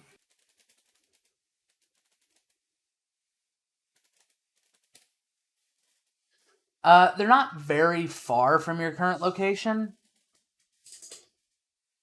Maybe like 15 feet? yeah. Oh, 15 feet? Yeah. Excellent. Like, they're like basically in our camp, essentially. Are they moving? They are like weirdly undulating. But are they moving closer? Is what I mean. It doesn't explicitly seem that way.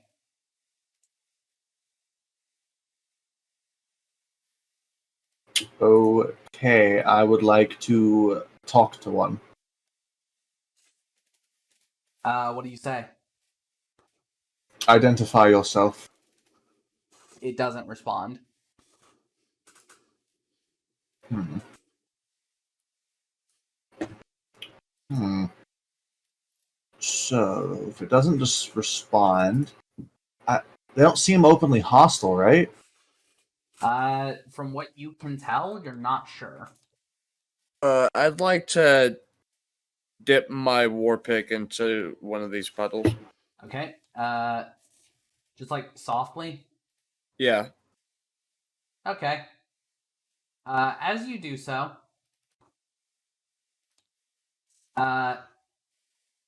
it sort of, you feel a force pulling onto your war pick. Trying to pull with my war pick. Ooh, I think I have an idea. And I'm going to throw, like, some scraps of a ration into one. How close are you when you do this?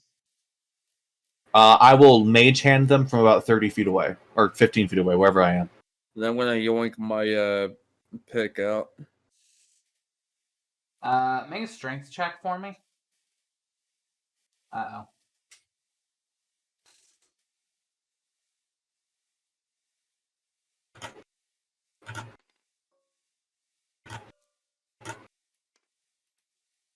That is a 15.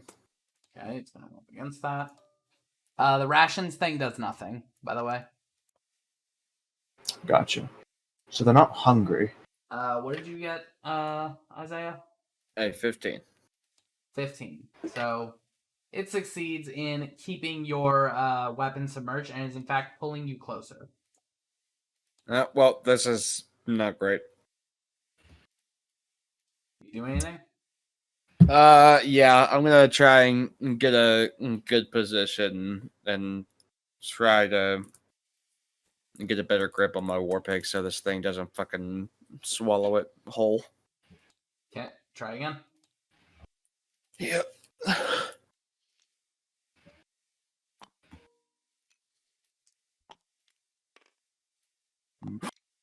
Yes! That is 26. Okay. Oh, wait, I can speak to reptiles. That's I know cool. You succeed with a nat 20. You pull your war pick out forcefully, and as you do so, this puddle erupts, and you see this large, sort of watery figure that looks almost like a dragon's maw mixed with like a weird bug, made entirely of water and emanating from this pool. Gosh. You know, this is The hell is that? Give me a second. Because as you do this... Jesus Christ, give me a second. As you do this, the other one also erupts from its pool.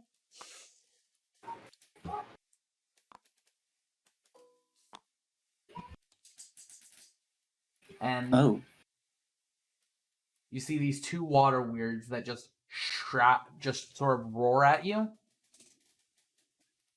And I'm going to ask for initiative after our break.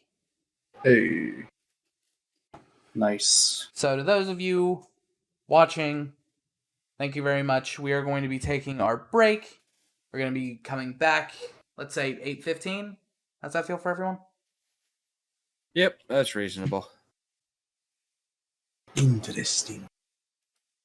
So I spent the entirety of our break searching for minis for your tents, but I couldn't find any. So those black squares behind you are your tents. Nice. Hello. Hello. Hi, hello. I'm finally fucking back because the second I unmuted my microphone, it fucking disconnected me. Jesus. Hey, what's with the PNG of Flavortown over here? That was y'all's campfire that you had. Hmm. Still going really low and slow. I couldn't find a better model for that either, so leave me alone. Please No, don't I got mess with me or I'll cry. Quick, everyone, be rude to the DM. Anyways. So if I could go ahead and get them sick initiative rolls. Chic nasty initiative. Ah, yes. Oh,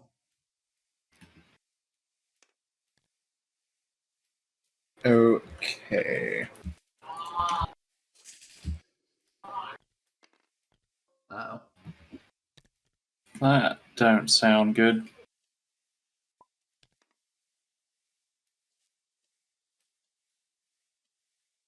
I don't know why 2 roller strips rolled for me.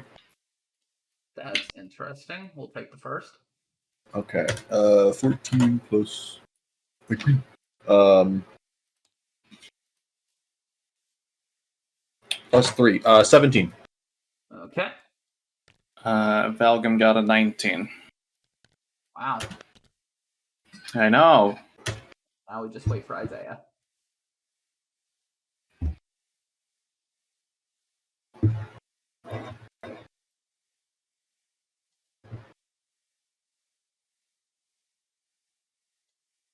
Hi. Hi. I. How you doing there, bud? It is I, the Frenchiest fry. 'Tis I, the Frenchiest fry. Struggling internally. Me, except I'm struggling externally as well. My computer cannot stay connected to internet. Yeah, I'm gonna restart the router and change some settings around. Yeah, do that later. Yeah, after the session.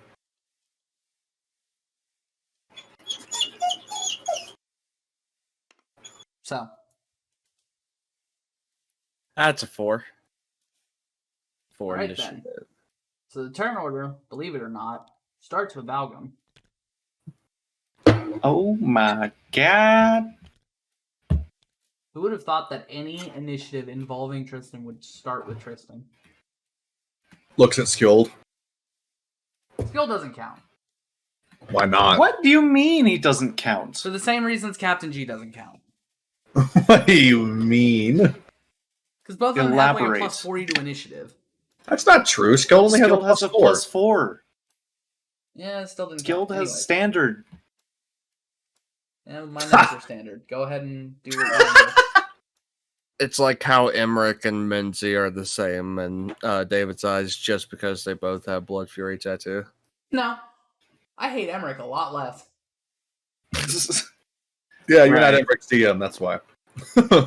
Well, I'm gonna go ahead and do the smart thing. What this? And That's puddle water. Ah. That's water, baby. Yes, water. okay, hold on. I gotta That's a lot of look sodium. at the spell.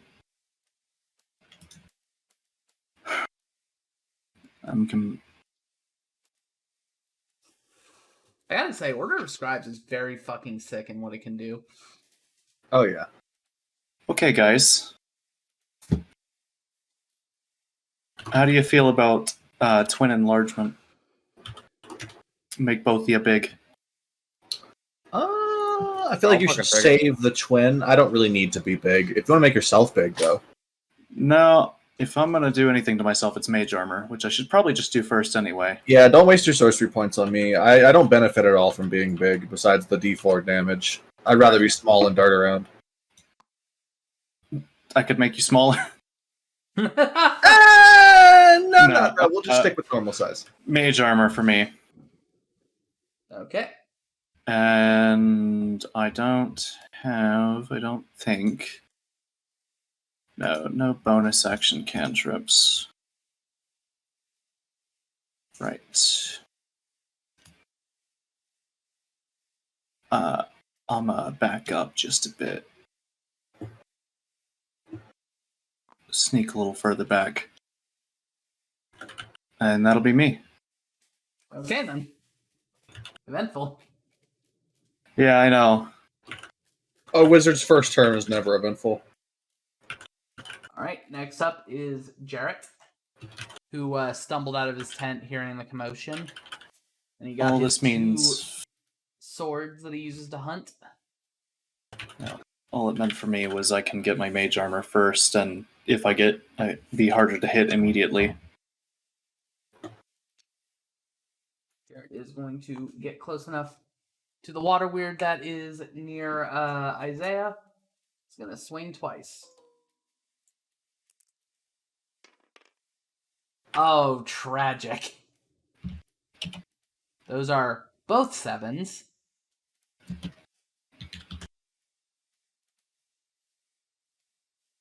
So you guys see as he, in a very spectacular sort of brandishing motion, swings both swords with one fluid motion.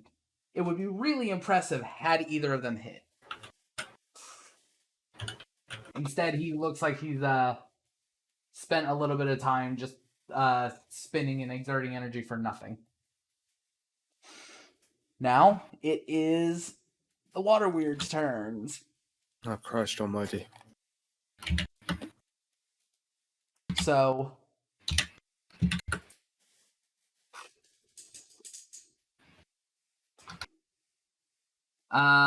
what size is Isaiah? Medium?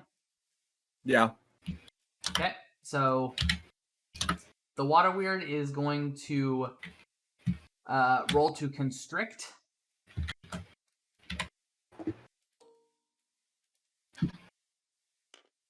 That's a 14, so it misses, though. The other one cannot move, and nothing is close enough to attack. Oh, wait. Yeah, no, nothing's close enough for it to attack, so it cannot do anything. Aethys? Yes, so... Aethys is going to look at his character sheet for a little bit, study it, get a good idea, and... Oh, shit. What? Okay, never mind. I just have a timer that's going to go off, and that's why I need to check on my pizza. Krusty Krab pizza? 25, 30. Okay.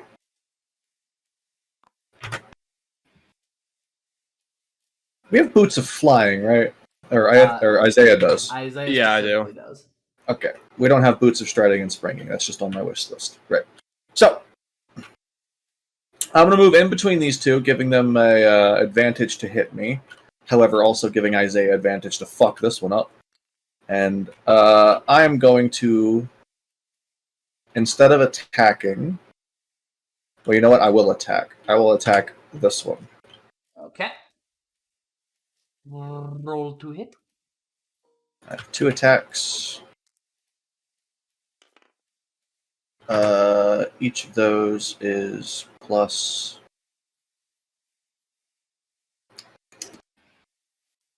plus 7. So 16 and 15. So both hit. Nice. So 2d10 and 2d4, because I'm two-handing my longsword. That's 18 damage with... Oh wow, both d4s being max damage. It's 8 radiant and 10 magical slashing. Okay, sorry, what? That's 8 radiant damage and 10 magical slashing. 8 radiant, 10 damage, so 18 total. Mm-hmm. And then I will use a key point to take the patient defense and use the dodge action. Okay. And that's one of my 5 key points. One of my 5 poopy points.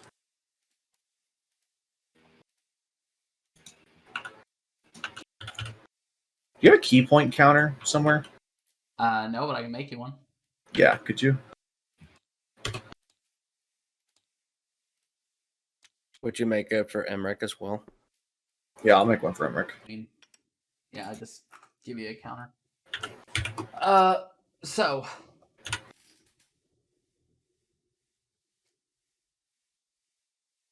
And neither of those were flurry of blows attacks, right? Nope, I'm not extracting aspects. I'm just punching this one and then taking the dodge action so that they Okay. have disadvantage to hit me, so it's just a flat roll. Sick. Alright. Sack. So, Isaiah, it's finally your turn. And you have advantage to hit. You have Right. advantage to hit. I'm going to bonus action rage and make my What form? and the I'm gonna pull out some bear claws and say, "Who wants a bear claws?" Pop open a bear claw. Don't pop open a bear claw, you fucking animal. You eat it. A nice, fresh, crisp, refreshing bear claw. Bear Oh, like White Claw. Okay. Yeah. I was still thinking the donuts. Yeah, I know you are. You always think about donuts. Ham. All right. Isaiah, if you would be so kind as to roll your 2 attacks. I will roll my 2 attacks. My first. Thank Christ for advantage. Is a 18 to hit. That hits. Your And second the attack. second attack. That's 16 plus 6. Hit. Excellent. And I'm going to make an additional attack with each successful claw attack I make. Right. Oh Jesus. I'll be right back. Pizza time. Yeah. That's a 19.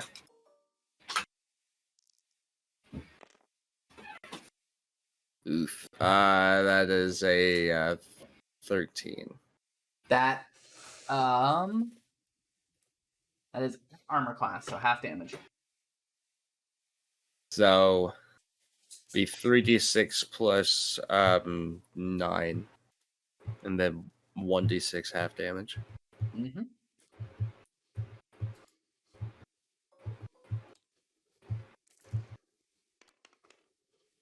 Ouch. That So is 15.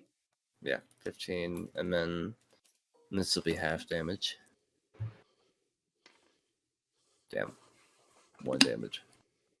So All right. 16 damage. Sick.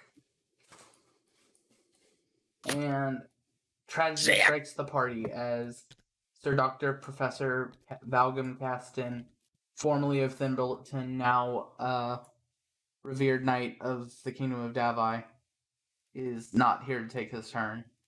No, he's in his brain baking a mental pizza. Shit, that's what I'm doing at all times. We know. Why do you like this? You set me up. You Just 'cause put the see cream spike, pie. or just I'm because you never see the mind. set doesn't mean you get the spike.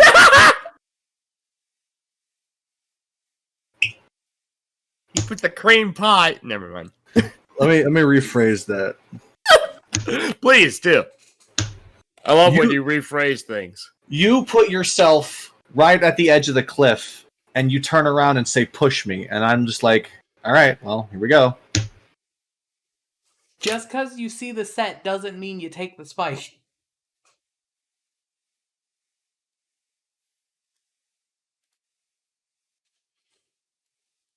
What does this have to do with League of Legends? I hate that.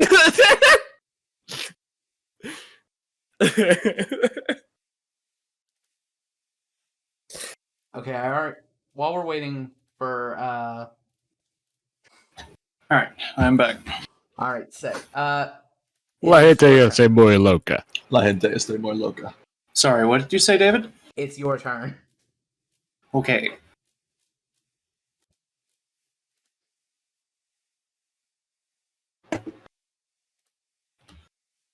Five, 10, 15, 20.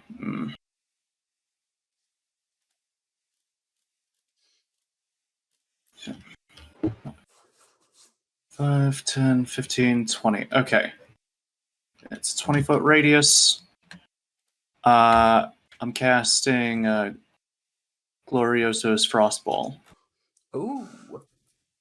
in a range where it's not going to hit Aethys. So, like, right here. Essentially, yes. Okay. So that is a dex save to get out of the way. Yup.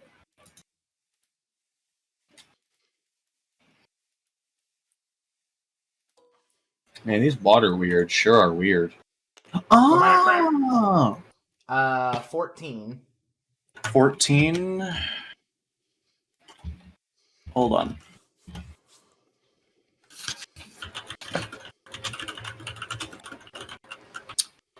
My DC is 14.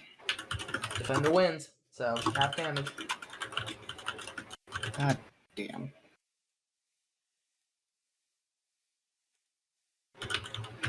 Okay.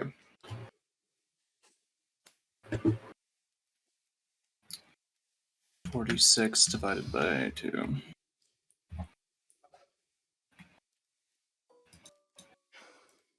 Now this is very clever on your part. 11, so 5. So you do 5 damage. And due to the effects of Glorioso's Frostball, as it explodes, Aethys, you being closest, see as this ice, or that this water weird, becomes completely frozen. It's cracking, so it's quite clearly something that's not going to last forever, but... Right, but water, no good with ice. Gotcha. Man, fucking Gloriosa would wipe the floor with these things. One of the effects of Gloriosa's Frostball that's explicitly written is any liquids that are not explicitly insulated are completely frozen upon being in the AoE. Nice. Yup. Does that mean it's like incapacitated or something, or is it just gonna break out on It's its their version of petrified until the ice cracks or melts. Gotcha.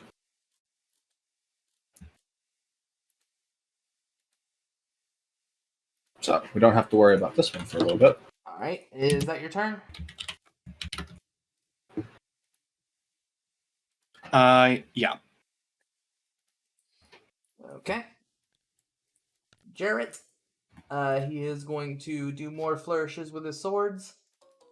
Wait, did the water weirds attack? It's not their turn yet. I thought They- Dog was at the top of the turn order. I Nope. was. Valgam is at the top of the turn order. Oh, do we have a surprise round or something? No. No, they're just early in the turn initiative. If you're Yeah. asking if they've attacked, period, yes. Oh, who'd they attack? The one that's closest to Isaiah tried to attack him, but missed. Gotcha. Okay, so... Both No. of Jarrett's flourishes actually hit No. this time. No. Dealing this much. The water weird closest to Isaiah is bloodied. No. It is now the water weird's turn. The one closest to Aethys is going to make a strength check to try to get out of the ice and fails.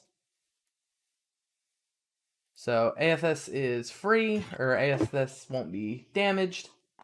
Isaiah, on the other hand, you are going to be attacked with another constrict.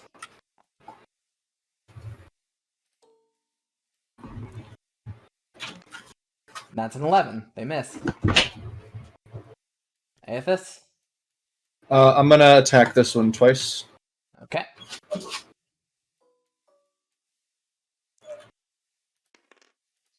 That is a 10 and a 18. 10 and 18. The 18 hits. Perfect. I will also use this to stunning strike. Sick. 6 plus. Oh god. What is it? Plus.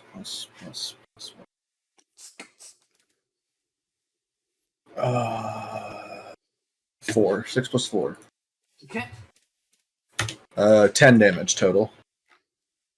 Yep. And it's got to make a DC 14 con save or be stunned for the entirety of its next turn. Ah, sick. You know what this thing's modifier is? What? A fat goose egg. Oh no, it's got a +1 actually, so still fair. Nice. So it's stunned and the other one's frozen. We got this. I guess I still have a bonus action.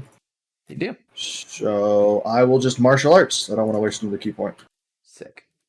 Quick interruption, David. Did you want me to roll that D4 for that frozen? No. Okay. That's a 11. 11 to hit. Yep. That's a miss. So I just splash it with my fist. Okay, that's me. I'm not going to move. Okay. So that's that. Isaiah.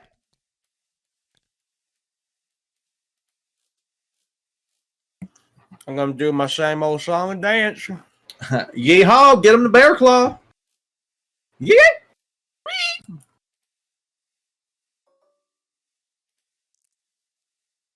Oh, these are +6.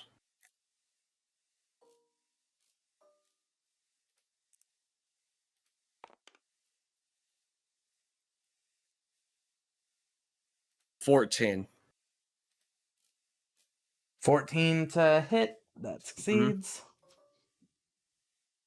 Third. Damn it. That's an 11. It's an 11 to hit. Yep. Miss.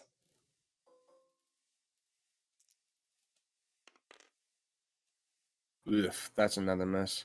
It's Alright, definitely a so miss. just the base 2 attacks. So it'll be 2d6 plus 6. So 10 damage. If the water weird were breathing, it'd be breathing heavy. Yay. It's undulating heavily. Yes. Valgum. They oozing. It's Um, Cool. The other one's frozen, and this one is nearly dead.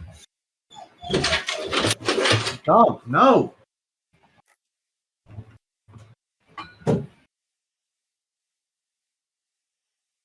Think we should just knock out the one and then focus the other? I think that's a good idea. Yep, let's fucking do it. All right. How far away is it? So like 25. 10, 15. Getting to where I can see it, and I'm gonna use Frostbite. Frostbite. So this Damn plus cold spells them. Wah. this plus 6. That hits. Nice. And that is only 2d6. Jesus Christ. 6 damage. 6 damage. So, you fire this Frostbolt spell from your fingers, and it connects with the thing's body. It shoots deep into this water weird. And you see as it slowly freezes the thing from the inside out. But unlike the other one, it's not making much of an attempt to break free. In fact, with its final sort of motion, it moves itself slightly forward and smashes into particles of ice. Nice. Yeet. Woo! Frozen solid. Valgan. Well, not so solid. Jarrett, on his turn, shouts, "Nice one," before 5, 10, 15. getting advantage for his 2 attacks. Hit. Miss. Jesus Christ. He was just not gonna hit that second one. Dealing 6 damage, cracking the ice, and allowing the water weird to return to its watery form. It is now the enemy's turn. The water weird now being able to actually move and attack. Sees good friend Aethys and decides, I want to slurp that boy. So he is going to try to constrict. That is a 23. That succeeds. Okay. It's going to deal this much damage, and you are... Wait, did you not have patient defense going? Not this turn. Oh. I thought he was gonna hit me last turn, but then he didn't. Rip. He was frozen. No, before that. Okay, I've been grappled. Yep, 13 damage, and you have been grappled. 13, Christ. Stop!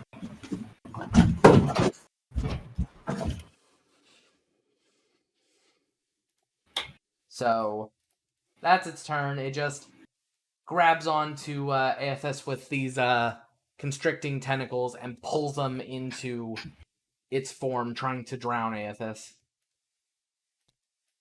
Aethys, it is your turn. He's making his way back right now. Yeah. I'm back. Welcome What back. did Gump do? What? What did Gump do? You're just fucking pawing at Tristan's door. It's fucking pissing me off. It is your turn. My turn? Yes. Oh shit. I'm grappled? You are currently grappled. Take a strength check to get out of. I don't want to get out. I want to hit him. Okay. Hold me tighter as I stab you in the face. Stab him through the face. Wait a second.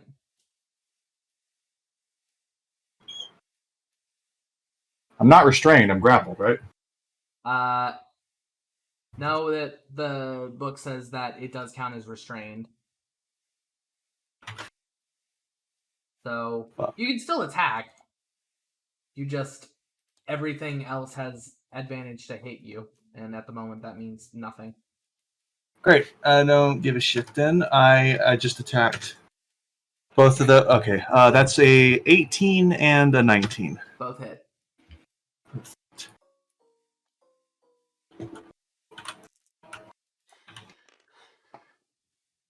That's 28 damage. 28. Woof. Yeah, I rolled pretty high that time. It is undulating heavily. Great. I'll spend a key point. Flurry of blows it. All right. Roll the hit. Let go of me. Okay, both That of those hits. definitely. Damage.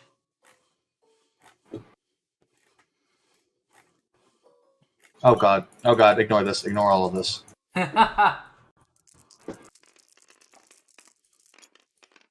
A billion damage. Okay. Aethys cracks the ground and the. Okay. Whatever this is. Plus 8.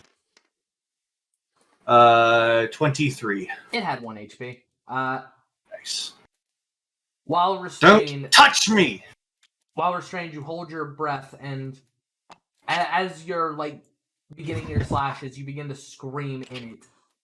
And It's just bubbling. the outside, everyone's just- but it's quite clear that your anger is working because fuck God.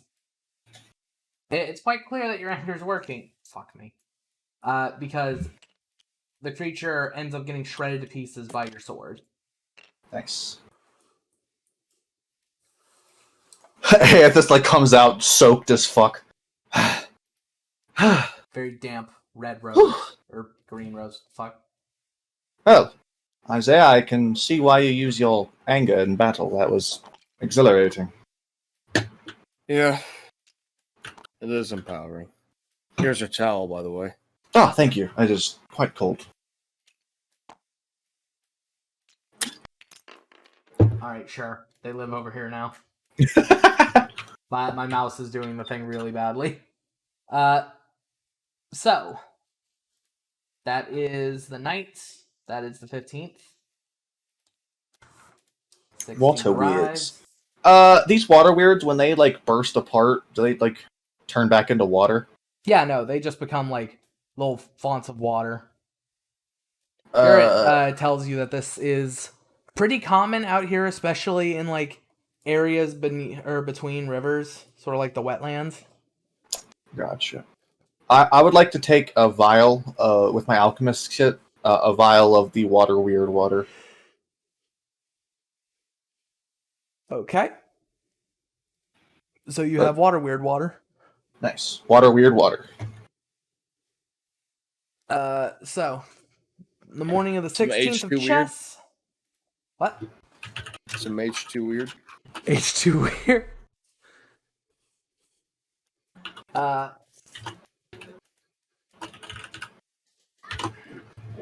Okay.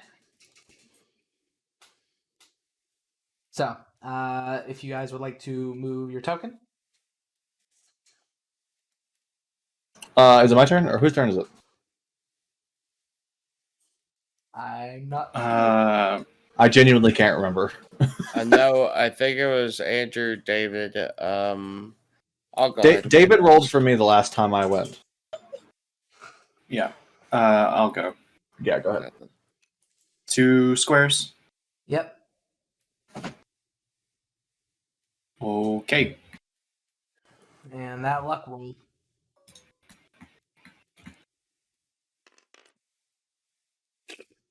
That's a 2. It's also cocked, but Sure, I'll re-roll then. yeah. I don't understand how the dice cock that way. I'm either. Land exactly on a seam. 98! Holy shit! Wow. Jesus fuck. Opposite ends of the Nice. spectrum here.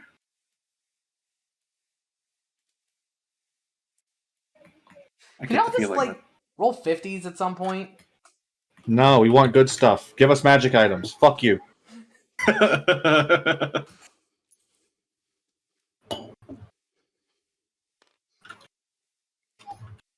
So,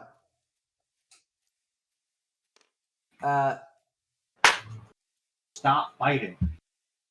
no. That's how I regain health. So, this event that happens doesn't really like affect you on your travels. This more affects you at night, meaning that roll is both your night and day roll. Nice. In the night, the three of you have a vision. Oh. You see yourselves standing along a grid. Give me 2 seconds to be able to describe it properly. Okie doke.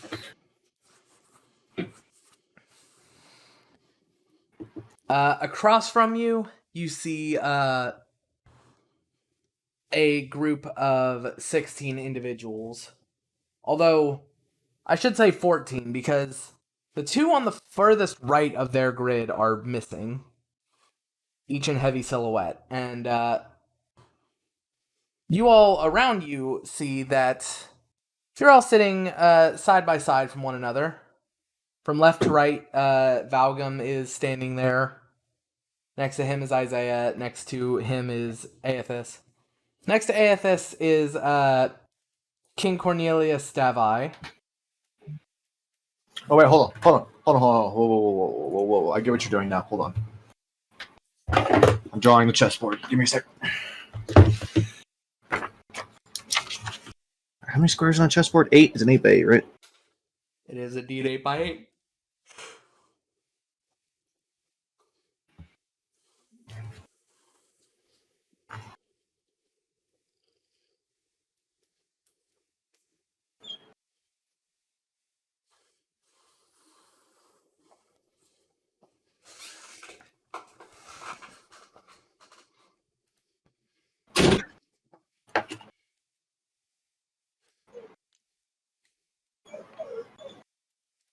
Okay, I've got the chessboard drawn. Okay, who?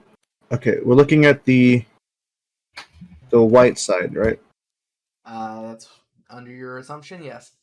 Okay. Who? Okay, go ahead and explain the placements again. So, furthest to the left, you see Valgum. Okay. To the right of him is Isaiah. Okay. To the right of him is Aethys. I am a bishop. Nice. And to your right is the king of the Davi kingdom, Okay. Cornelius Davi. The further you get from there, things appear to be unclear.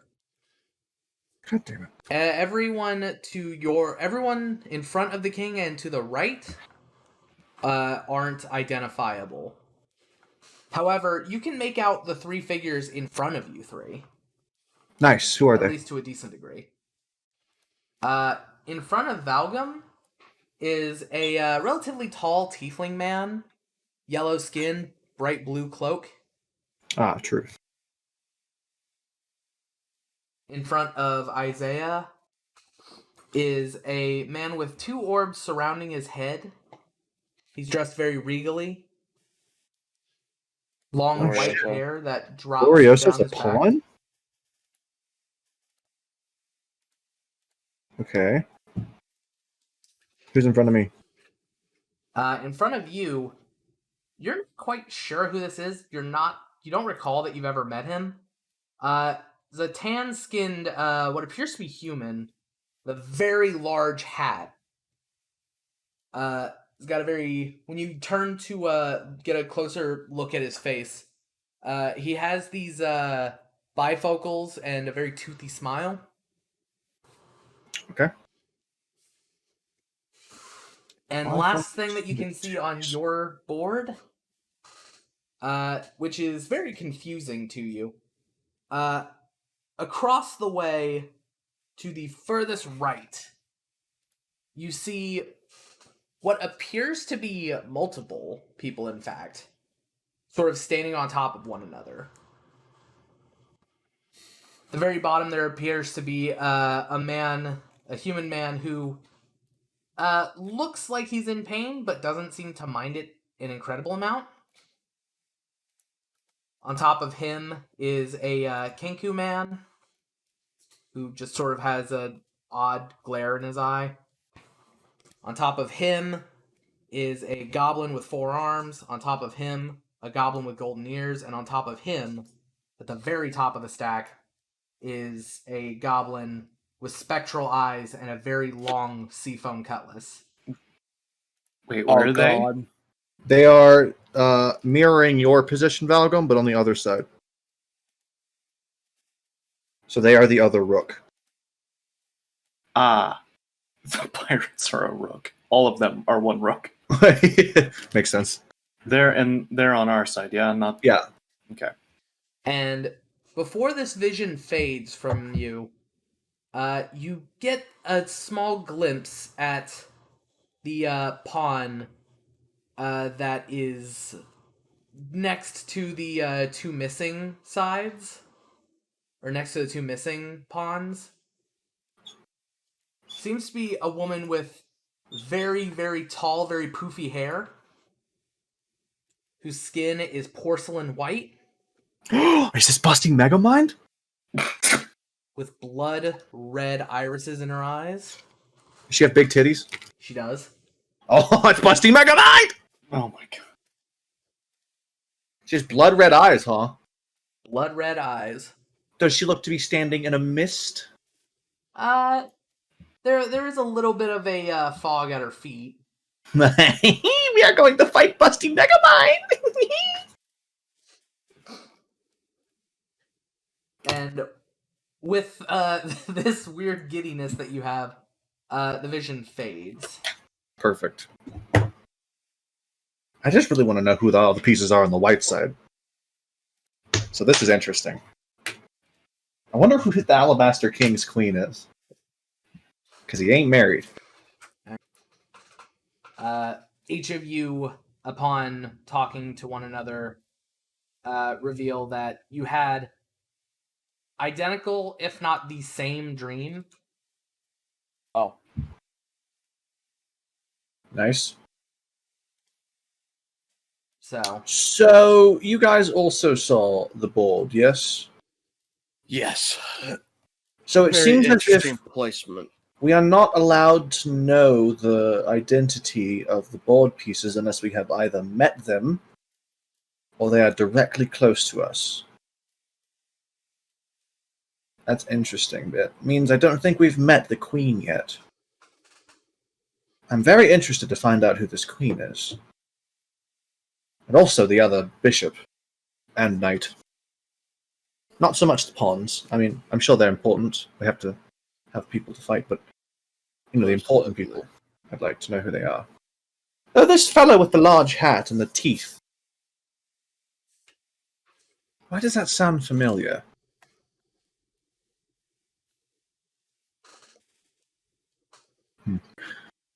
Doesn't matter.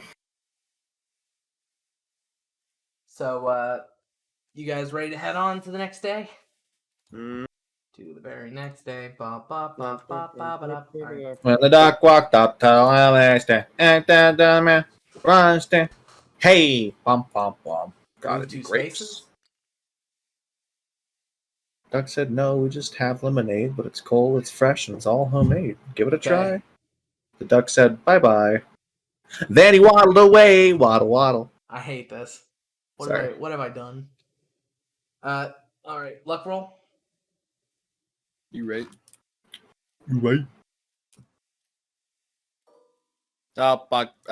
Military. Are you fucking kidding me? What is it? What is it, Matt? It's a 3. Ah, You rolled 3 numbers. How's it a 3? because he said- called it middle 2 and it was the 0 and the 3. Okay. I accidentally rolled 3. Gotcha. Fun.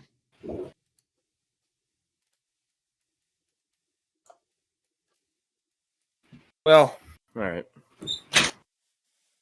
So, Let's see what awaits us. as you guys are traveling on this day, you hear a voice in the back of your head say, "All right, make quick work of them." And with that, you see as a deep, sort of thick, very impossible to see through mist begins to crawl out from the tree line. Okay, stay together. I immediately draw my war pick. I draw my sword. Okay, what did I miss? The blood mist is coming for us because Matt rolled a 3. We heard a voice in the back of our minds saying, "All right, make quick use of them." Okay. That could mean that she's here. As soon as this mist begins to appear, Jarrett shouts, "Okay, this has never happened before. We need to get the hell out." Wait, hold on. She might be here. Who Can the I- fuck are you talking about? The one of the pawns on the other side. The reason this is happening. Large hair, red eyes, busty woman. Wait a I don't minute. know what you're talking about. The mist never comes over the mountains. This is bad. We need to run. Wait. Who is the Duchess? The Duchess? I haven't met her myself. I wouldn't be able to tell you. Oh, fuck. Perhaps we should retreat until the mist subsides. But this is what we're here to investigate. I'd rather not be a casualty. A pile of bones. Yes, I understand. And we're Can I not see any supposed figure in the mist? Give me that sick perception. Okay.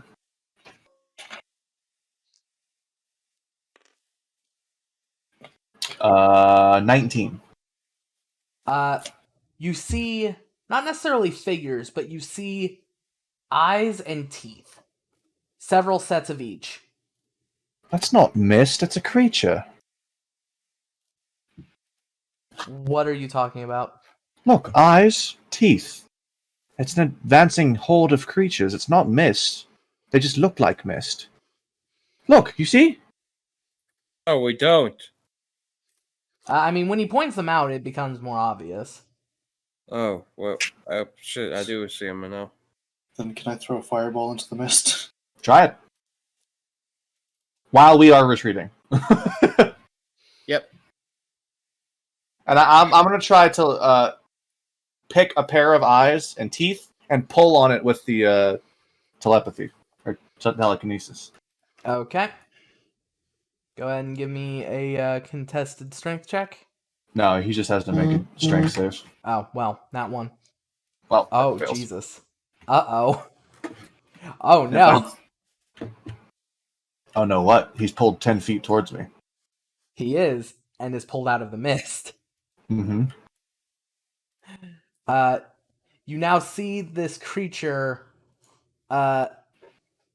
sort of a humanoid, sort of like tall humanoid with porcelain white skin, and he has these deep maroon eyes. And as he's pulled out, you see a look of worry on his face. He looks up to the sun, and you see as his fingertips begin to turn to dust. Ha Boys, I don't think we need to run. Yeah, I'm a Yeah, I watched this, whatever the fuck this thing is. I'm gonna throw a fireball right into the middle of that mist. Okay, so... Whatever's there needs to make dex save. Alright, the mist as a whole makes a dex save with advantage. And that is an 18. So it will take...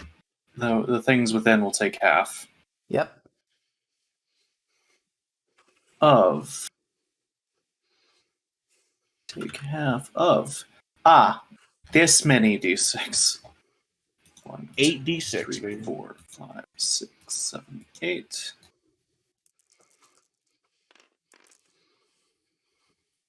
So half of 33. 16. Yeah. 17. No, 16. So the mist sort of explodes Yeah, out 16. from the point that this fireball happens, transforming it from a single unified mist into like a smoke ring.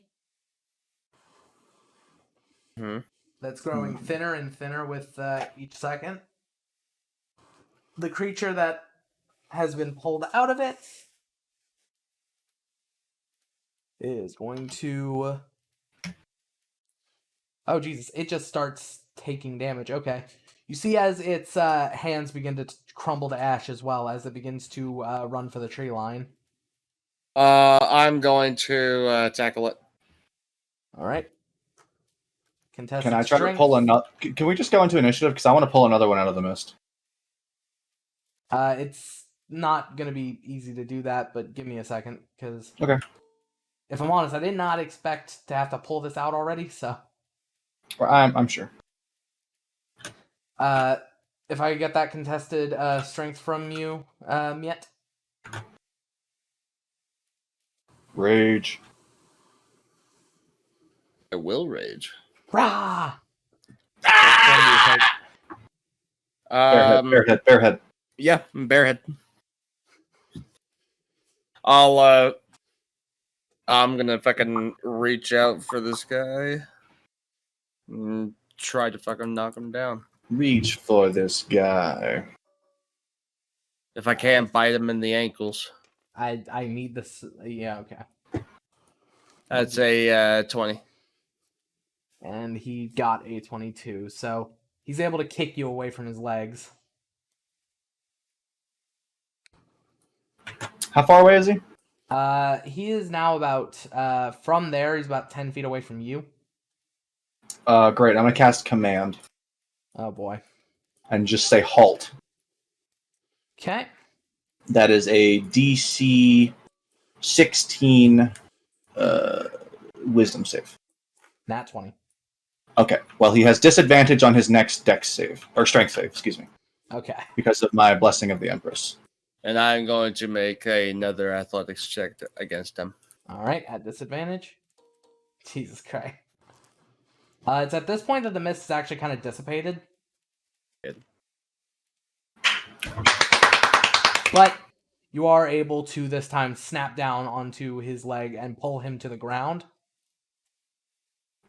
Is Isaiah and the tackled man near the tree line in the shade? Near but not in. Can I push the dude who's been taken down and Isaiah? Or, you know what? Never mind. Isaiah, take him to the tree line. I want him alive. I'm gonna use my boots of flying and take him over there then. Holding closely onto him by your teeth. He's And I'm just going to sort of sprint towards them with the rope in my hand. he's trying to wiggle his way I'll out. come over too. Let go of me, you bastards! As soon as I'm there, I'm tying First him of up. all, you shut up, bastard. Second of all, Got him! what the fuck are you trying to pull here? I'm following orders. Tie, Yeah, tie, you tie. are, and that shit's just might get you killed. Tying him up. I'd say it almost did. Once I have tied him up. Can I just... What does he look like? He's pale, he's got red irises, right? Yeah, sort of like You're in. maroon. So you are a vampire, yes? I am. Right, and you're from, if I'm not incorrect, the island nation called the Isle of Fools. I am from Annabella's domain, indeed. Right. Is she also called the Duchess? She is Duchess Annabella. Ah, I knew it! She's controlling this blood mist because you guys are actually transformed vampires. There is no blood mist, it's vampires eating people in the night. It makes so much sense! Oh, I can't wait to kill all of you. All right, then I just toss him out past the fucking sun line and let him burn. Wait! No. Well, you said you wanted to kill. Yes, I do want to kill all of them, but first I want information. All right, and then I pull him back into the tree. Keep him near the sun line, just not in it. Right, and I slap my hands together. And... No, what? Oh, Matt did it disconnected. I'm going to cast Friends on him. Okay, is that a wisdom save? No. For the duration, I have advantage on all charisma checks. Ah. It's just concentration up to a minute. There's no save. So essentially, I'm going to look at him and sort of kneel down, get real close to him, and go, now, tell me how I might combat this Duchess, and you maybe might live. He looks at you and to the tree line for a while. Before saying Duchess Annabella is far too powerful for mortals to handle. Well, you do realize we've killed 3 members of the Cult of Obsidian already. Those are merely pawns. She is the queen. She's the queen. Oh, That would be an important piece to take. it would be an important piece to take. More exposition, I miss. We found out that the Duchess is the queen. Oh, wow. The Obsidian Queen. Taking out the Obsidian Queen would be quite the blow to... But I think we should probably save that for another time because it talking sounds about? like We came here to investigate the blood mist, and this is the cause. We can't back down now. We know where it I'm is. not backing down. I'm just saying our chances of getting killed are a bit more likely if we're going after the fucking queen. That's not true. You should listen to your friend with the bear head. You should shut up. I'm not Yeah, talking. shut your fucking... I Dumb think it would be worth investigating, at Look. the very least. All I'm saying is this. Truth gave us these reports, yes? And he rated them on a difficulty scale, and this one was not too difficult. Are you saying perhaps Truth lied to us? I'm saying that there could be more that Truth is unaware about. Ah, Would fair you- enough. I want to use my stone to contact Truth. Okay. Let me roll something. No.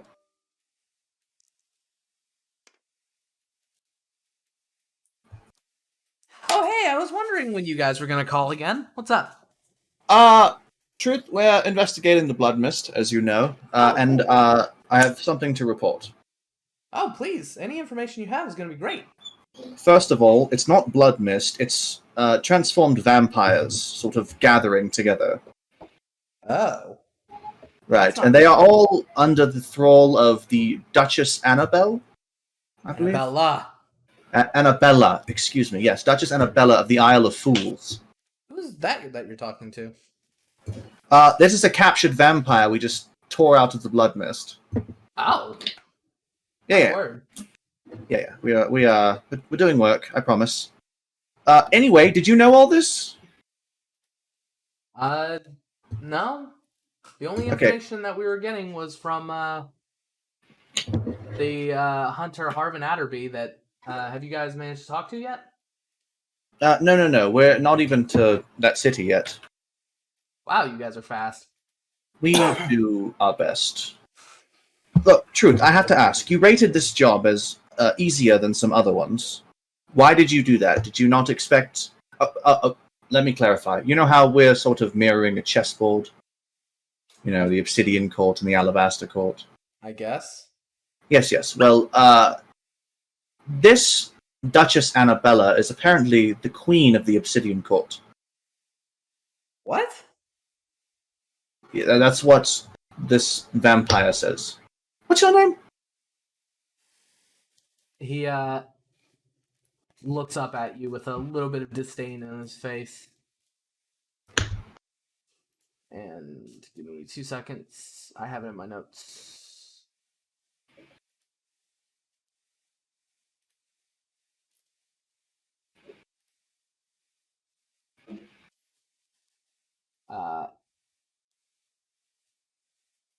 He looks at you and says, I am only known by the name Strix. Strix. Okay. Well, Strix here says that she is the queen of the Obsidian Court. Do you believe that decreases our chances of winning? Well, if that's true, that's terrifying, but that goes against the information I was aware of. What do you mean? Well, from what I've heard and from what I've seen while you guys were out in the Feywild, the way that the Obsidian Court works is that there's the court proper, and then there's the chain of command, which is a set of pawns that are entities that lived here before the Obsidian Court got here and just agreed to join him for power. I see. Strix. Ugh. One more thing. How long has Duchess Annabella been around? Hundreds of years. Right, okay, so she's not the queen. Never mind. Thank you, Truth. All right, if you need anything else, let me know. Absolutely. I always love getting y'all's mission reports. Yeah, let the king know we're making great progress and we're about to wipe another pawn off the board. Strix, you really are an idiot. You thought she was a fucking queen? She is the queen, no matter what anyone else says. Ah, she's your queen, you goddamn simp. What does that mean? Word just Think came to me. It was weird. Would say you should try to get that one into a dictionary. What does it mean? It stands for a sucker idolizing mediocre politicians. You just came up with that on the fly? Yeah, I'm pretty quick like that. Well, I would definitely get that one in the Yes, I'm writing it down in my journal so I don't forget it. Suckers idolizing mediocre politicians. Right, Strix, you have been very helpful. I need you to do something for me. Give me a second. Oh, that's not great. Okay. Don't exactly have a second. I want to speak telepathically to Isaiah and Valgum. None of y'all have your passive perceptions written down, do you? Yes, mine is a 16. Fuck. What happened? mine's only Yeah, 11. mine's a 14. You guys see Strix beginning to shimmy his way closer to the tree line. Are you trying to kill yourself? No, like deeper into the trees. Oh. Hey, stop that. I'm about to let you go. I want you to deliver a message to your queen. What would that message be? We're coming. Meet me on the docks in exactly... You know what? Just expect us on the docks. We'll be coming in a ship. And I want to meet her there, and I want to talk before we inevitably fight. Bring all the forces she wants, I don't care. Doesn't matter to me. But we will see her on the docks. Tell her that, and I shall see you within the week. Right. You gonna release me from these ropes now? I talked to Valgum and Isaiah in their heads, though. We're absolutely not going to go to the docks. I just want to know where she is when we get there. Please let him go and don't actually try to kill him. Valgum just kind of like, all right, yeah, we can let you go. And I look at Isaiah and look at the ropes. And I undo him for, Our good old pal Strix here. yeah. Remember this kindness, Strix. Yeah, I give him a firm pat on the shoulder as I help him up back to his feet. Now go on, evaporate into your mist and disappear. He gives all of you just a glare before indeed transforming back into mist and traveling up the mountainside. Ah, man. Vampires. Jarrett Who'd have goes, guessed? "What the fresh hell just happened?" Oh, you see, we're in this game called the Gambit of Chain, sort of like a chessboard, and the pieces are taking each other. And whoever has the most pieces at the end will win, of course, just like a chess game. Essentially, this Duchess Annabella, she's one of the pawns, one of the chain of command who accepted power from the Obsidian Court. Now we've got to go kill her to weaken them as a whole. Once we've done with all the pawns, I assume we're going to move to the court itself. Just essentially, your basic find someone and murder them sort of mission that we're on. You know what? Let's just get you to Blackridge quickly. It's still, Tell me, what do you know of Blackridge? It's an alright little town. It's Anyone particularly magical there? if I recall correctly, Dresden's back. Dresden. Explain. who was dressed? He is a sorcerer who has dedicated his life to teaching others the way of magic. Does he perhaps have a large hat? I don't think so. The descriptions that I've heard of him are that he has like this orange plumage around his arms and he's a Goliath. Interesting. I wonder if he's on the board. Doesn't matter. Well, so we'll go see Dresden once we're in Blackridge. Jarrett, thank you for not running at the sight of the blood mist. Yeah, just that wanted was... to I really investigate. wanted to, but I also didn't want you guys to die before you paid me. Well, look, we solved it. We stopped the blood mist. It's not that hard. You just have to separate one of the vampires from it. Or burn the middle of the pot of the I smog. think this is a permanent solution to the blood mist problem. No, I agree, but this advanced god of it, they're not on the Isle of Bloods, so, or whatever they called it. Isle of Fools, as I will call it. So I'm assuming this was just a scouting party sent to destroy us, I suppose.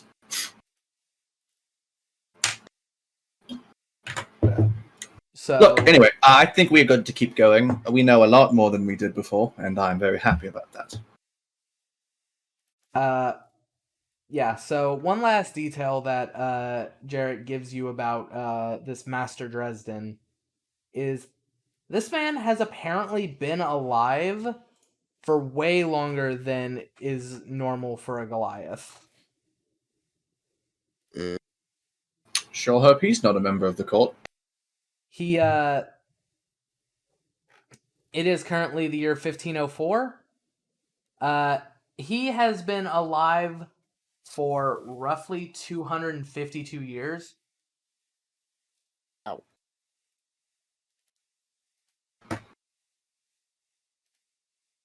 So, yeah. Okay. Now, So we got to go see Dresden and our contact in Blackridge. Then Yes. it's to the Isle of Idiots. And it is at this point that I have to say that it is our quitting time. So this is where the session will be ending. Epic. Because you guys are only like 2 days away, I'm gonna go ahead and just start next session in Blackridge. Okay. Sounds good. Hell yeah. So, to those of you watching, thank you very much. If you sat through this entire session and have no idea what the fuck's going on, no idea who any of these characters are, we have a YouTube channel that is loaded up with all of the VODs and will be up to date before next week's session. Andrew, if you would like to do the thanks to the artist. Yes, thank you to artist Sora Okami. You can find her links wherever the links are. If you're watching YouTube, in the description. If you're watching a VOD, also the description, I guess. Yeah. Yeah. All right. I think that's it. Yeah, pretty much. Thank you all for watching. We will see you next week. Have a good night. Bye. Thanks, guys.